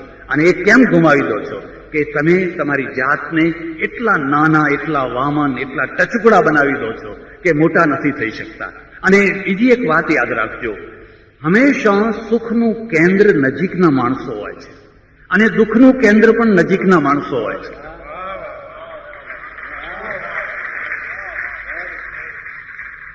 દૂરના માણસો છે એ બહુ મહત્વનો ભાગ નથી ભજવતા હોતા. ત્યાં નજીકના માણસોના મન જે જીતી શકે, હું સમજુ છું કે એનાથી મોટો કોઈ સફળ જીવન જીવનારો માણસ નથી. અને નજીકના માણસોને જે જીતી ન શકે, એમના મન ન જીતી શકે, એનાથી મોટી કોઈ નિષ્ફળતા નથી. એ તો માણસ હારી જવાનો, એ તો થાકી જવાનો. એ ઘરના મરેલા માણસો છે, ઘરમાં હારેલા માણસો છે. ભલે બહાર ગમે એટલા જીતતા હોય અને બહાર ભલે ગમે એટલો એમનો જય જયકાર થતો હોય, પણ એ ઘરમાં હારી ચૂક્યા છે. તમને ભેટ આપતા આવડે છે. એક ફૂલ કોઈ માણસ આપે છે, અહીંયા બેઠા એક ફૂલ આપે છે. એ ફૂલમાં શું છે? 2 રૂપિયાનું હશે, 3 રૂપિયાનું હશે, પણ એક માણસનું મન જીતી શકાય છે. આપણી ચારે તરફ એટલું બધું છે. તમે પ્લેનમાં બેઠા હો, તમે ટ્રેનમાં બેઠા હો, ધીરે રહી અને તમારી ડબ્બી ખોલો, એમાંથી એક ચોકલેટ કાઢો, બાજુના માણસને આપો, બીજા માણસને આપો, બીજા માણસને આપો. ઉદારતા કદી પણ નુકસાનમાં નથી રહેતી. ઉદારતા હંમેશા ફાયદામાં જ રહેતી હોય છે. અને પછી જુઓ કે બાકીના માણસો તમારું કેવું કામ કરવા લાગે છે. પાણી લાવી આપો, તમને ફલાણું લાવી આપો, ફલાણું કરી આપો, કે કેટલું થાય છે. પણ શરત એટલી છે કે સુખને અવસર આપો તો. જો એ સુખને અવસર આપી શકાય તો. અવસર તો ઘણા મળ્યા, પણ અવસર આપી શકાતા નથી. બાકી બધું ઘણું કરી શકાય એમ છે. એટલે આ પુસ્તક છે, એ પુસ્તકના મેં વાંચ્યું. મને એમાં 2-3 વાતો કહેવા જેવી લાગી. એક તો જે પુસ્તકનો મૂળ લેખક છે, એ મૂળ લેખકની પાસે 3 દ્રષ્ટિઓ છે. એક માનવતાવાદ, હ્યુમેનિટી. સુખનું મૂળ માનવતાવાદમાં છે, પરગજુપણામાં છે. બીજા માટે તમે શું કર્યું, કેટલું કરી શકો છો, બીજા માણસ માટે કરવાની તક તમે કેમ જતી કરો છો. એક માણસને માથું ચડ્યું છે અને તમારા ઘરમાં બામની 10 શીશીઓ પડી છે. 10, ઓછી નહીં. એકેનું સીલ તૂટી જ નથી, એમ પડી જ બધી. હવે જાઓ, દોડો અને જઈને એક આંગળી બામ એના માથા ઉપર લગાવી આવો. પછી જ્યારે એનું માથું ઉતરી જાય પછી 10 લઈ જશો તો એનો કોઈ અર્થ નથી. પણ અત્યારે એ ઝંખી રહ્યો છે, બારણા તરફ જોઈ રહ્યો છે. કોઈ મને જોવા આવે છે, કોઈ મને પૂછવા આવે છે, કોઈ મને એક એનિસિન કે ટીકડી આપવા આવે છે. અને એનાથી એને બહુ મોટી રાહત મળતી હોય છે. તમે દર્દીને જોવા જાઓ, તમે બીમારને જોવા જાઓ, તમે દુઃખી માણસને. બેસણું કેમ રાખ્યું આપણા ત્યાં? કે આ મરી ગયા પછી બેસણું રાખવાનો અર્થ જ એ છે કે માણસના ત્યાં જે દુઃખ આવ્યું છે એ દુઃખને આપણે હળવું કરવા માટે જઈએ, એટલે માણસને આશ્વાસન મળે. તો તમારી પાસે ઘણી વસ્તુઓ છે અને છતાંય તમે સમય ઉપર એનો ઉપયોગ નથી કરી શકતા. અને નથી કરી શકતા એટલે સુખના અવસરો બધા જતા કરો છો. એક પછી એક બધા અવસરો તમે ખોતા જાઓ છો. ત્યારે એક તો આ પુસ્તક લખનારની પાસે મોટામાં મોટી દ્રષ્ટિ, તમે આદિથી અંત સુધી જોશો, મોટા ભાગે ઈશ્વરનું બહુ નામ નથી આવ્યું. 1-2 વાર આવ્યું હોય તો આવ્યું હોય. ધર્મની એ બહુ વાતો નથી કરી, ફલાણા ધર્મમાં આમને, ફલાણા ધર્મમાં આમને, એવું નથી કર્યું. પહેલી જ વાત છે કે માનવતાનું તમે કામ કેટલું કરી શકો છો. એક બીજી વાત એને જોઈ છે કે કુદરતની સાથે આ ચાલ્યો છે માણસ. એને એવા પ્રકરણો પણ લખ્યા છે કે જે પ્રકરણો કદાચ મારાથી અહીં કહી ન શકાય બરાબર રીતે, પણ એણે એમ કહ્યું છે કે જિંદગીને તમે નકાર ના બનાવો, તમે અતિ નિગ્રહવાદી ના બનો, અતિ ભોગવાદી ના બનો, મધ્યમના સંયમવાદી બનો. અને ભગવદ્ ગીતા એ જ સંયમવાદ કહે છે. અત્યંત ખાખા કરો, એવું નહીં કે તમારા ઘરમાં ખૂબ ઘી ને દૂધ છે કે તમે આખો દિવસ ઘી ઉપાડીને પી કરો, સંગ્રહણી થઈ જશે. ભોગવવાનો સૌથી મોટામાં મોટો દુશ્મન અતિરેક છે. એ અતિરેકથી બચો. તો બીજી તરફ અતિ નિગ્રહ છે. એ અમારા એવા ઘણા ઓળખીતા માણસો, એમની પાસે ગાડી હોય, એમ ગાડી જુઓ 120ની સ્પીડથી ઓછી ચલાવવાની છે. અને જ્યારે એ રસ્તામાં બગડીને ઊભી રહે ત્યારે જ ગેરેજમાં આપવાની. કોઈ દિવસ એને ઓઇલ નહીં કરવાનું, એની સર્વિસ નહીં કરવાની, અને કંઈ કશું જ નહીં કરવાનું. જ્યારે બગડે ત્યારે ગેરેજ, ત્યાં સુધી ચલાવ કરવાનું. એક બીજા ઓળખીતા એક સજ્જન એવા છે, ગાડી રાખે પણ ગેરેજમાંથી કદી બહાર કાઢવાની. આ વાસ્તવિકતા કહું તમને. મારા પ્રવચનો ચાલે અને ગામડા 1.5 માઇલ દૂર બપોરે છૂટે બધા લોકો, ધોમ તાપમાં બધા જતા હોય. મેં એમને ઉઘાડા પગે એમને પગે ચાલતા જતા જોયા. અરે મેં કહ્યું તમારી ગાડી છે અને તમે કેમ આ તડકામાં 1.5 માઇલ સુધી ચાલતા જાઓ છો? મને કે ગાડી તો લાવું પણ પછી ગમે તે માણસો બેસવાની અપેક્ષા રાખે, એટલે જેને તેને બેસાડવા એના કરતા ગાડી ગેરેજમાં રહે જ સારું છે. નવાઈ એ છે. એક બીજા સજ્જન છે, એમણે મને કહેલું બાપજી આ ગાડી પડી, કોઈને પણ આવવું જવું હોય, ક્યાંય પણ જવું હોય, મારી ગાડીને પહેલો ચાન્સ આપજો. આ એક બીજો માણસ. વર્ષે બેને પૂછ્યું કે ગાડીનો ખર્ચો કેટલો? પેલા એ કહ્યું 40,000. અમને પૂછ્યું, મેં કહ્યું તમારે વર્ષે ખર્ચો? મેં આ વર્ષે 45,000 ખર્ચો આવ્યો. મેં કહ્યું ગાડી ગેરેજથી બહાર કાઢતા નથી કે જ્યારે કાઢું ત્યારે એક્સિડન્ટ જ થાય છે. જ્યારે કાઢું, આ રિયલ વાત કરું છું. એકવાર મારે ત્યાં આવી ગયા અને 4-5 દિવસ સુધી ગુમસુમ આશ્રમમાં રહ્યા. મેં કહ્યું આ માણસ કઈ સાધના કરવા આવ્યા છે, શું છે? પછી ખબર પડી કે એક્સિડન્ટ કરીને આવ્યા છે અને પોલીસ પાછળ પડી છે, એટલે સંતાવા માટે આશ્રમમાં આવ્યા છે. પછી ખબર પડી. ફરી પાછો કડદો કરીને પેલા માણસને 25,000 આપીને મેં કહું આ 25,000 એક્સિડન્ટમાં આપો છો, એના કરતા લોકોને બેસાડો. સુખને અવસર તો આપો, પણ કોણ આપે? એ ગાડીએ ગઈ, એ શેઠે ગયા, એ બધું ગયું અને વાતો રહી ગઈ. પેલો માણસ કહે છે મારી ગાડીને પહેલી તક આપજો. આ એક અતિ છેડો છે કે તમે સર્વિસ ન કરાવો અને ગાડીને ગમે એમ દોડાવ કરો, ગાડી લાંબો ટાઈમ ચાલવાની નથી. આ બીજો છેડો છે કે તમે, મેં તો ગાડી લાવ્યા કેમ? આ તો લોકોને એમ બતાવવા કે અમારી ગાડી છે. પણ કીધું લોકોને બતાવવાથી શું ફાયદો? એ તમે સમજો નહીં. અમારી દીકરીઓ પરણાવવાની, દીકરા પરણાવવાના, એટલે આવનારો માણસ પહેલા જુએ ગાડી છે કે નહીં, ઘર કેવું છે, ફલાણું, એટલે એ વખતે બતાવવા માટે. મધ્યમ માર્ગ છે. મધ્યમ આ વ્યક્તિએ બહુ સુંદર રીતે વાત લખી છે. તમે હિજરાયા ન કરો, તમે દુભાયા ન કરો, તમે કંટાળ્યા ન કરો. એકલતાના તાપમાં અને ભીડમાં, ગામડામાં એટલી એકલતા નથી જેટલી મુંબઈમાં છે. મુંબઈમાં ભીડ છે અને ભીડ વચ્ચે એકલતા છે. અને ગામડામાં તમે આવીને જુઓ તો ખરા, છીંકણી ક્લબ કઈ ચાલે છે. ઓહો, એક 10, 15, 20 બહેનો ભેગી થાય ને એક બજાર પેલી ડાબડી આવડી ખોલે અને પછી શું તમે શું ચર્ચા કરવાના હતા એવી ચર્ચા કરે છે. અગમ નિગમની બધી ચર્ચા કરે. એક તરફ છીંકણી ક્લબ ચાલતી હોય ને બીજી તરફ અમારી સપ્તાહો ચાલતી હોય. એટલે જ્યાં જુઓ ત્યાં ભીડની ભીડ. માણસ તો શહેરમાં એકલવાયો છે અને આ એકલવાયાનું જે દુઃખ છે એ આ લેખક જાણે છે. અને એટલે લેખક એનો પણ ઉપાય બતાવે છે. કોઈની સાથે ભળો, કોઈની સાથે મળો, કોઈની સાથે આત્મીયતા કરો, ઠોકરો ખાઓ. એવું કદી ન બને કે તમે કોઈની સાથે આત્મીયતા કરી અને પહેલી જ આત્મીયતા તમારી કાયમના માટે સફળ બની જાય તો તમે બહુ ભાગ્યશાળી કહેવો. પણ માનો કે તમે જિંદગીમાં એકવાર ઠોકર ખાધી, તો હવે ઠોકર ખાધી એટલે આખી જિંદગી રોદણા જ રડ્યા કરવાના? આખી જિંદગી સુધી નિશાસા જ નાખ્યા કરવાના? નહીં, એવું નહીં. તો તમે શું થશે કે તમે હારી જશો જિંદગીને. તમારી જિંદગી બરબાદ થઈ જશે જો તમને કોઈ નિશ્ચિત લાઈન, દિશા નહીં મળે તો. કાં તો તમે ફરી ટ્રાય કરો, બીજી વાર ટ્રાય કરો, ત્રીજી વાર ટ્રાય કરો. દુનિયામાં સારા માણસો વધારે છે, ખરાબ માણસો ઓછા છે. આ હું તમને એમને એમ નથી કહેતો. પણ ખરાબ માણસો કેમ આપણને વધારે દેખાય છે? કારણ કે આખું શરીર સારું છે, પણ આખા શરીરમાં એક જગ્યાએ જો ખોલ્લી થઈ હોય ને તો મારું ધ્યાન ત્યાં જ જાય છે. ખોલ્લી થઈ છે, ખોલ્લી. અરે પણ જ્યાં નથી થઈ એ તો જો. આખા શરીરમાં પેપરમાં તમે શું, પેપરમાં આપણે વાંચીએ એટલે આમ થયું ને તેમ થયું ને આટલો બોમ્બ ફૂટ્યા ને ફલાણું ફૂટ્યો. હવે પેપરમાં તો આ જ બધા સમાચાર કહેવાય, રેડિયો ઉપર આ જ સમાચાર કહેવાય. બાકી પેપરવાળાને આપણે કહીએ ભાઈ ઘણી સારી સારી વાતો થાય છે, ને છાપો ને તો કોઈ ના વાંચે, તો પેપર અમારે બંધ કરવું પડે. તો કોઈ ના, એ તો જાણે કે આ તો બધું થાય જ છે, આ તો બધું થાય જ છે. તમને જિંદગીમાં એક દુષ્ટ માણસ મળે છે, એ જ તમને યાદ રહી જાય છે. પણ 1000 સારા મળ્યા એ કેમ યાદ નથી રહેતા? 1000 માણસો આપણને સારા મળતા હોય છે. એમ એ જે ભાઈ શ્રી સુરેશભાઈએ કહ્યું એમ સંબંધોની અંદર અપેક્ષાઓ એ દુઃખદાયી હોય છે. અને ગીતામાં પણ એ કહ્યું, અનપેક્ષ સુચિર દક્ષ ઉદાસીનો ગત વ્યથા સર્વારંભ પરિત્યાગી ભક્તિમાન મે પ્રિયો નર. વ્યાખ્યા નહીં કરો, પણ પહેલો શબ્દ મૂક્યો છે. તમારી અપેક્ષાઓ ઓછી કરો અને બીજાની અપેક્ષાઓ પૂરી કરો. તમે જોશો તો ચારેય તરફ તમારા મિત્રો જ મિત્રો છે, ઢગલા બંધ મિત્રો છે, ચારેય તરફ તમારા મિત્રો છે. અને એ રીતે આ પુસ્તક આપણને એક માર્ગદર્શન આપે છે, એક હારેલા, થાકેલા, નિરાશ થયેલા માણસોને.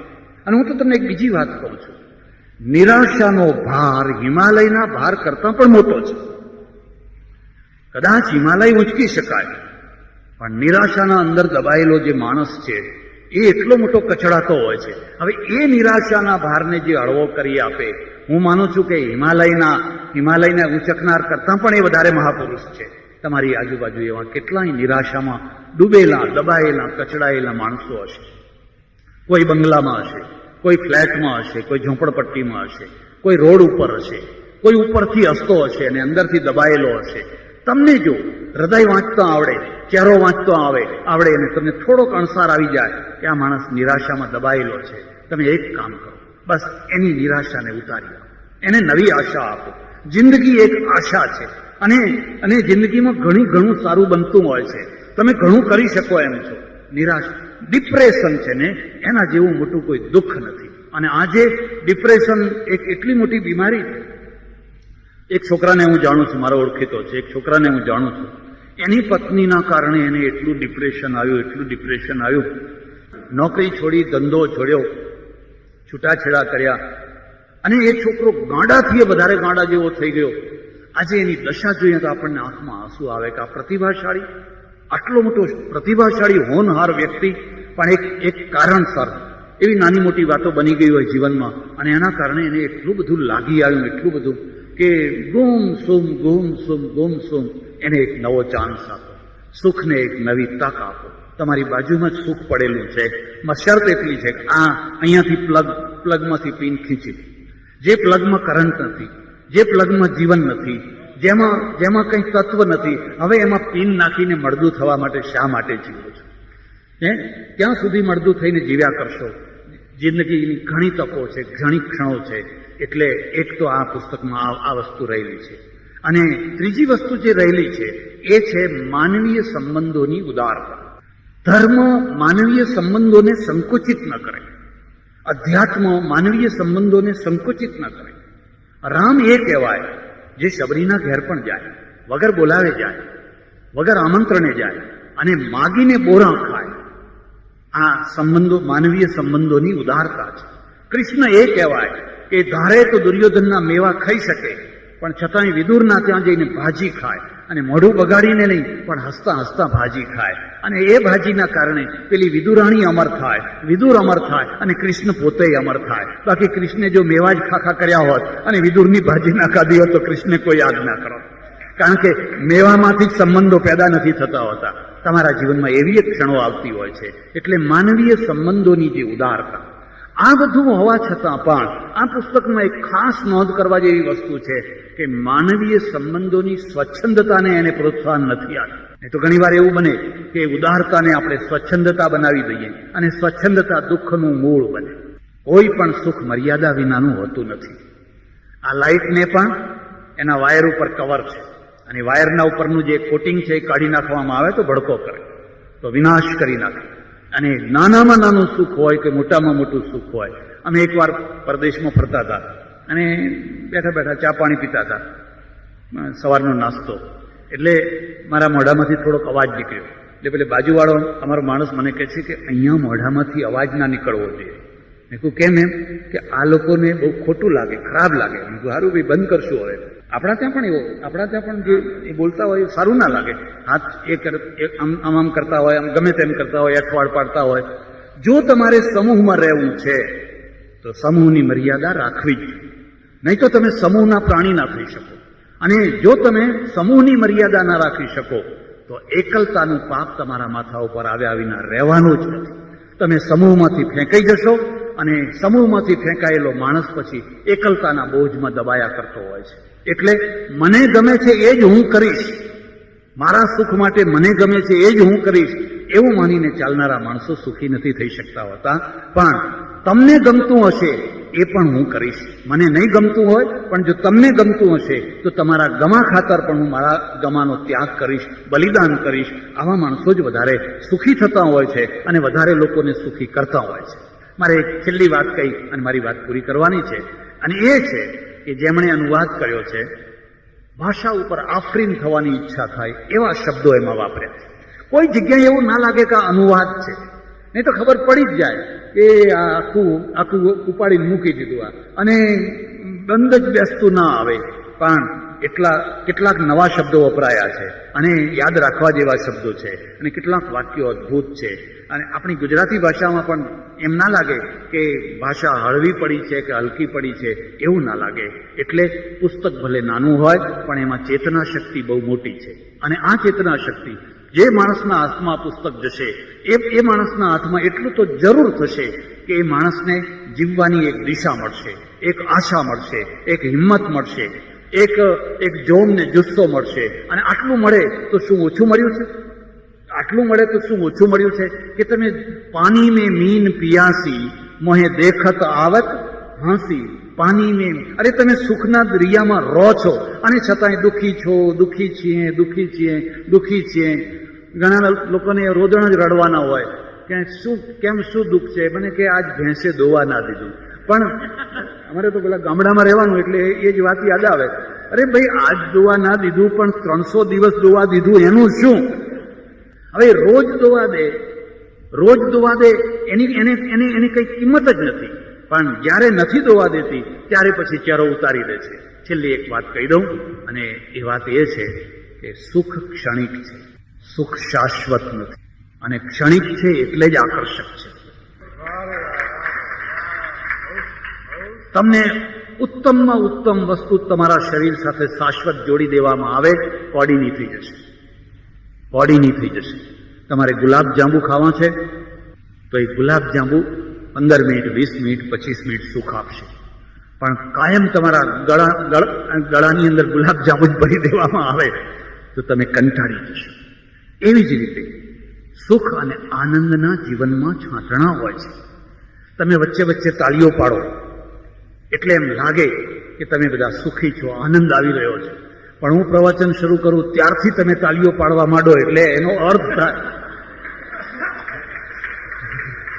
અને એનો અર્થ એ થાય કે મારે પ્રવચન બંધ કરી દેવું છે.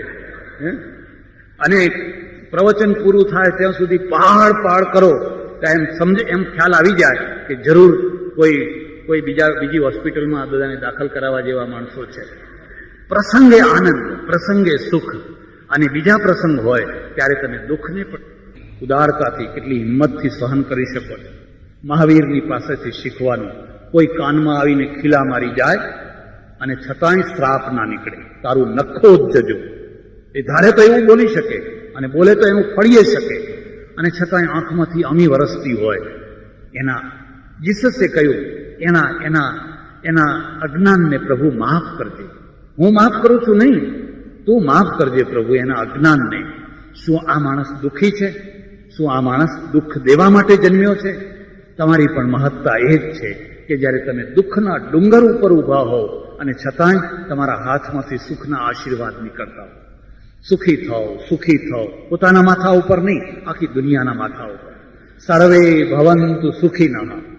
એક માણસને દુઃખી થતા જોઈને તમને જે દુઃખ થાય છે એ દુઃખ નથી, એ દુઃખમાંથી જ કરુણા પેદા થાય છે, અને કરુણામાંથી એક્ટિવિટી પેદા થાય છે. જો તમને લાગણી જ ના થાય કોઈને દુઃખને જોઈને, અને તમે બિલકુલ નિષ્ઠુર બની જાઓ તો તમે કશું જ નહીં કરી શકો. એટલે સજ્જનો, મેં આપનો બહુ સમય લીધો. હું પરમેશ્વરને હૃદયથી પ્રાર્થના કરું કે આ નાનું સરખું પણ જે ધારદાર, તેજદાર પુસ્તક ગુજરાતને મળ્યું છે, એટલે રમેશભાઈને જેટલા ધન્યવાદ આપીએ એટલે થોડા, સંસ્કૃતિને, ઇમેજને અને બીજા જે કંઈ આમાં ઇન્વોલ્વ થયેલા છે એ બધાને જેટલા ધન્યવાદ આપીએ એટલા થોડા. પરમેશ્વર સૌનું ભલું કરે, મંગળ કરે. આભાર, ધન્યવાદ. હરિઓમ. મને સચ્ચિદાનંદજી આજે સવારમાં જે એક વાત કહી છે, આખી જિંદગીમાં કદીએ નહીં ભૂલું. એને એમ કહું કે મેં અભણ પ્રજા આગળ રામાયણ વાંચ્યું ત્યારે ભાષા બદલવી પડી. વક્તાની ભાષા વક્તા નથી બોલતો, વક્તાની ભાષા એ શ્રોતા ગણે છે. હું અહીંયા તમને સામે જોઉં છું ત્યારે તમને જોઈને તમારા ચહેરા પર જે આનંદ છે કે જે કંઈ છે તે એ જોઈને મને બોલવાનું સૂચે છે. બાકી કહ્યું અહીંયા તો કેટલું બધું પડ્યું હોય કે બધું બોલાતું નથી અને બોલવા જેવું પણ બધું હોતું નથી. અને એને વેણીભાઈ કઈ કવિતા લખી? સુખના સુખડ જલે મારા મનવા. કેટલી સરસ વસ્તુ છે. એને સુખને સુખડ સાથે, સુખના સુખડ જલે મારા મનવા, દુઃખના બાવળ ભળે, સુખડ જલે ને થાય ભસમની ઢગલી, ને બાવળના કોયલા પડે મારા મનવા, તરસ્યા ટોળે વળે, વળે રેજી તરસ્યા ટોળે વળે. આ સુખની યાદ પાસે બધા તરસ્યા માણસો છે, બધા ભૂખ્યા માણસો છે, બધા ભૂકોદરો છે, બધા ખાઉદરા માણસો છે. અરુણ ગુજરાતીએ કહ્યું ને સંતોષ એવો જોઈએ. વિપિન પરીખ એક મુક્તક છે કે હે ભગવાન, માગવાનું કહે છે તો માગી રહું છું, આ પ્રભુ દઈ દે મન એવું કે માગે કશું એ નહીં. આ મન પણ એવું આ કે કાંઈ ના માગે તો એ કે છે સુખના સુખડ જલે મારા મનવા, દુઃખના બાવળ ભળે, સુખડ જલે ને થાય ભસમની ઢગલી, ને બાવળના કોયલા પડે મારા મનવા, તરસ્યા ટોળે વળે, વળે રેજી તરસ્યા ટોળે વળે. કોઈનું સુખ ખટરસના ભોજન. બધા ગુજરાતી પ્રજાઓને પાર્ટીઓ કરતા કેટલી પાર્ટીઓ કરે, કેટલા સમય, આજે ઢોકળા, કાલે પાંતરા, પરમ ભજીયા, મને તો યાદ પણ નથી શું હોય. પણ જેમ અત્યારની એક્ટ્રેસના નામ યાદ નથી ને તેમાં ખાવાના નામ પણ યાદ નથી. કારણ કે ખાવા પાછળ આપણે કેટલો બધો સમય. આપણી સ્ત્રીઓ, મને એક બેને બહુ સરસ વાત કરી. અમારા મધુરીબેન કે અમારા મિત્ર કલ્લોલીની બેન કે બધા જે હોય તે એ લોકોએ જીવનમાં નક્કી કર્યું છે કે we don't want to drown our life in the wash basin. આપણી સ્ત્રીઓનો મોટા ભાગનો સમય રસોડામાં જાય અને કોઈ પુરુષની આંખ ઉઘડતી નથી. આમ તો ઉઘડે છે પણ પુરુષ બહુ સ્વાર્થી પણ છે. એટલે આવું કોઈક આપણે માટે તૈયાર બધું રાખતું હોય, બધું કોના જોર ઉપર આ ચાલે છે. એટલે કોઈનું સુખ ખટરસના ભોજન, કોઈ મગન ઉપવાસે, કોઈનું સુખા દુનિયાદારી, કોઈ મગન સંન્યાસે. બધું તો સુખ દુનિયાદારી કે આ લોપાનું પછી લલિતજીને થયું કે નહીં, ગોપાનું પેલા ગણેશ જોડે થયું કે નહીં. આમાં પાછું ગણિત હોય, બધા આમાં બધા ગણિત હોય કે આપણે આ પાર્ટી છીએ, આપણો મભ્ભો છે, આપણને આવું ઘર મળવું જોઈએ.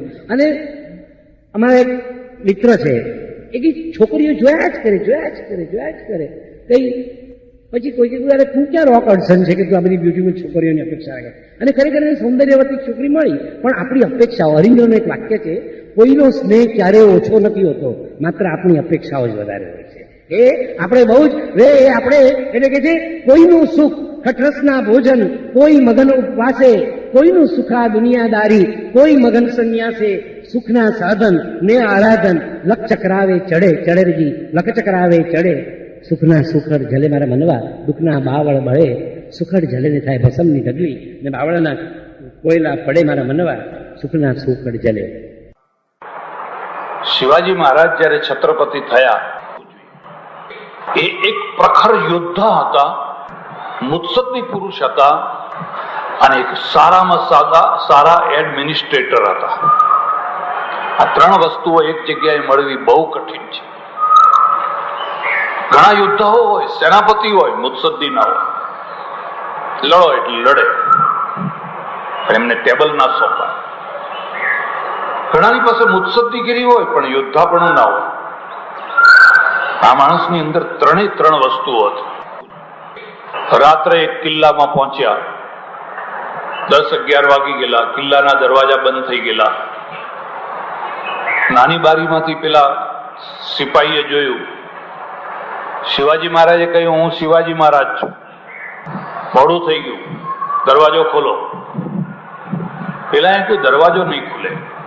દમદાટી આપી, સાથેના માણસોએ દમદાટી આપી, પણ એને દરવાજો ના ખોલ્યો તે ના જ ખોલ્યો. શિવાજી મહારાજને આખી રાત દરવાજાના બહાર સુઈ જવું.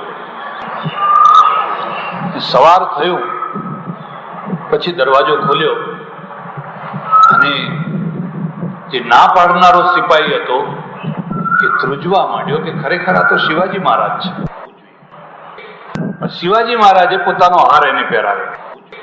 તારા જેવાના કારણે મારી સત્તા છે, એ તારી ડ્યુટી બજાવી. ડ્યુટી એ હતી કે રાત્રે કોઈ પણ માણસ આવે કદી પણ દરવાજો ખોલવો નહીં. એ ડ્યુટી હતી ને, એ ડ્યુટી તે બજાવી માટે હું તને હાર પહેરાવું છું. આ બીજો હું તો યાદ રાખજો. અને એ અંગ્રેજો પાસેથી શીખવાનું છે. મુઠ્ઠીભર માણસો એ જો દુનિયા ઉપર રાજ્ય કરવું હોય તો કઈ થિયરીથી તમે રાજ કરવું જોઈએ? બે થિયરી. જે કર્તવ્યનિષ્ઠ છે એની તરત કદર કરો, અને જે કર્તવ્ય ભ્રષ્ટ છે એને તરત દંડ આપો. બસ આ બે જ નીતિ. જો તમે કર્તવ્ય નિષ્ઠ માણસની તરત કદર નહીં કરી શકો તો તમારો વહીવટ ખોળવાઈ જશે. અને જો તમે કર્તવ્ય ભ્રષ્ટ માણસને સજા નહીં કરી શકો તો પણ તમારો વહીવટ ખોળવાઈ જશે. જ્યારે તમે કર્તવ્યની કદર કરો છો ત્યારે તમારી અંદર એક ખાસ દૃષ્ટિ હોય છે.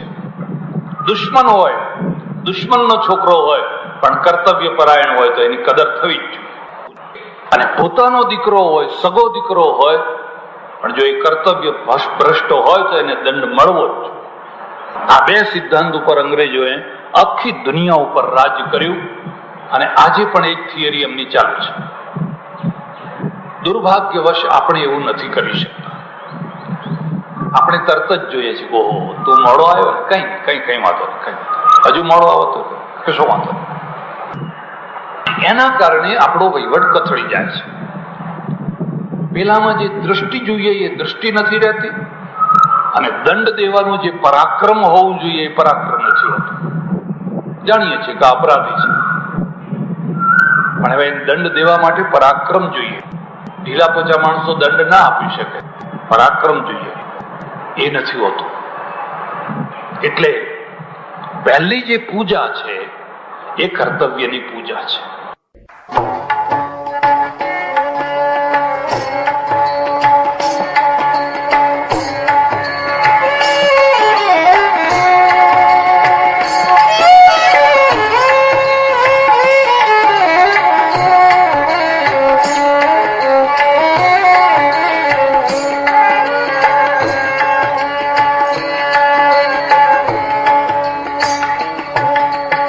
जोगी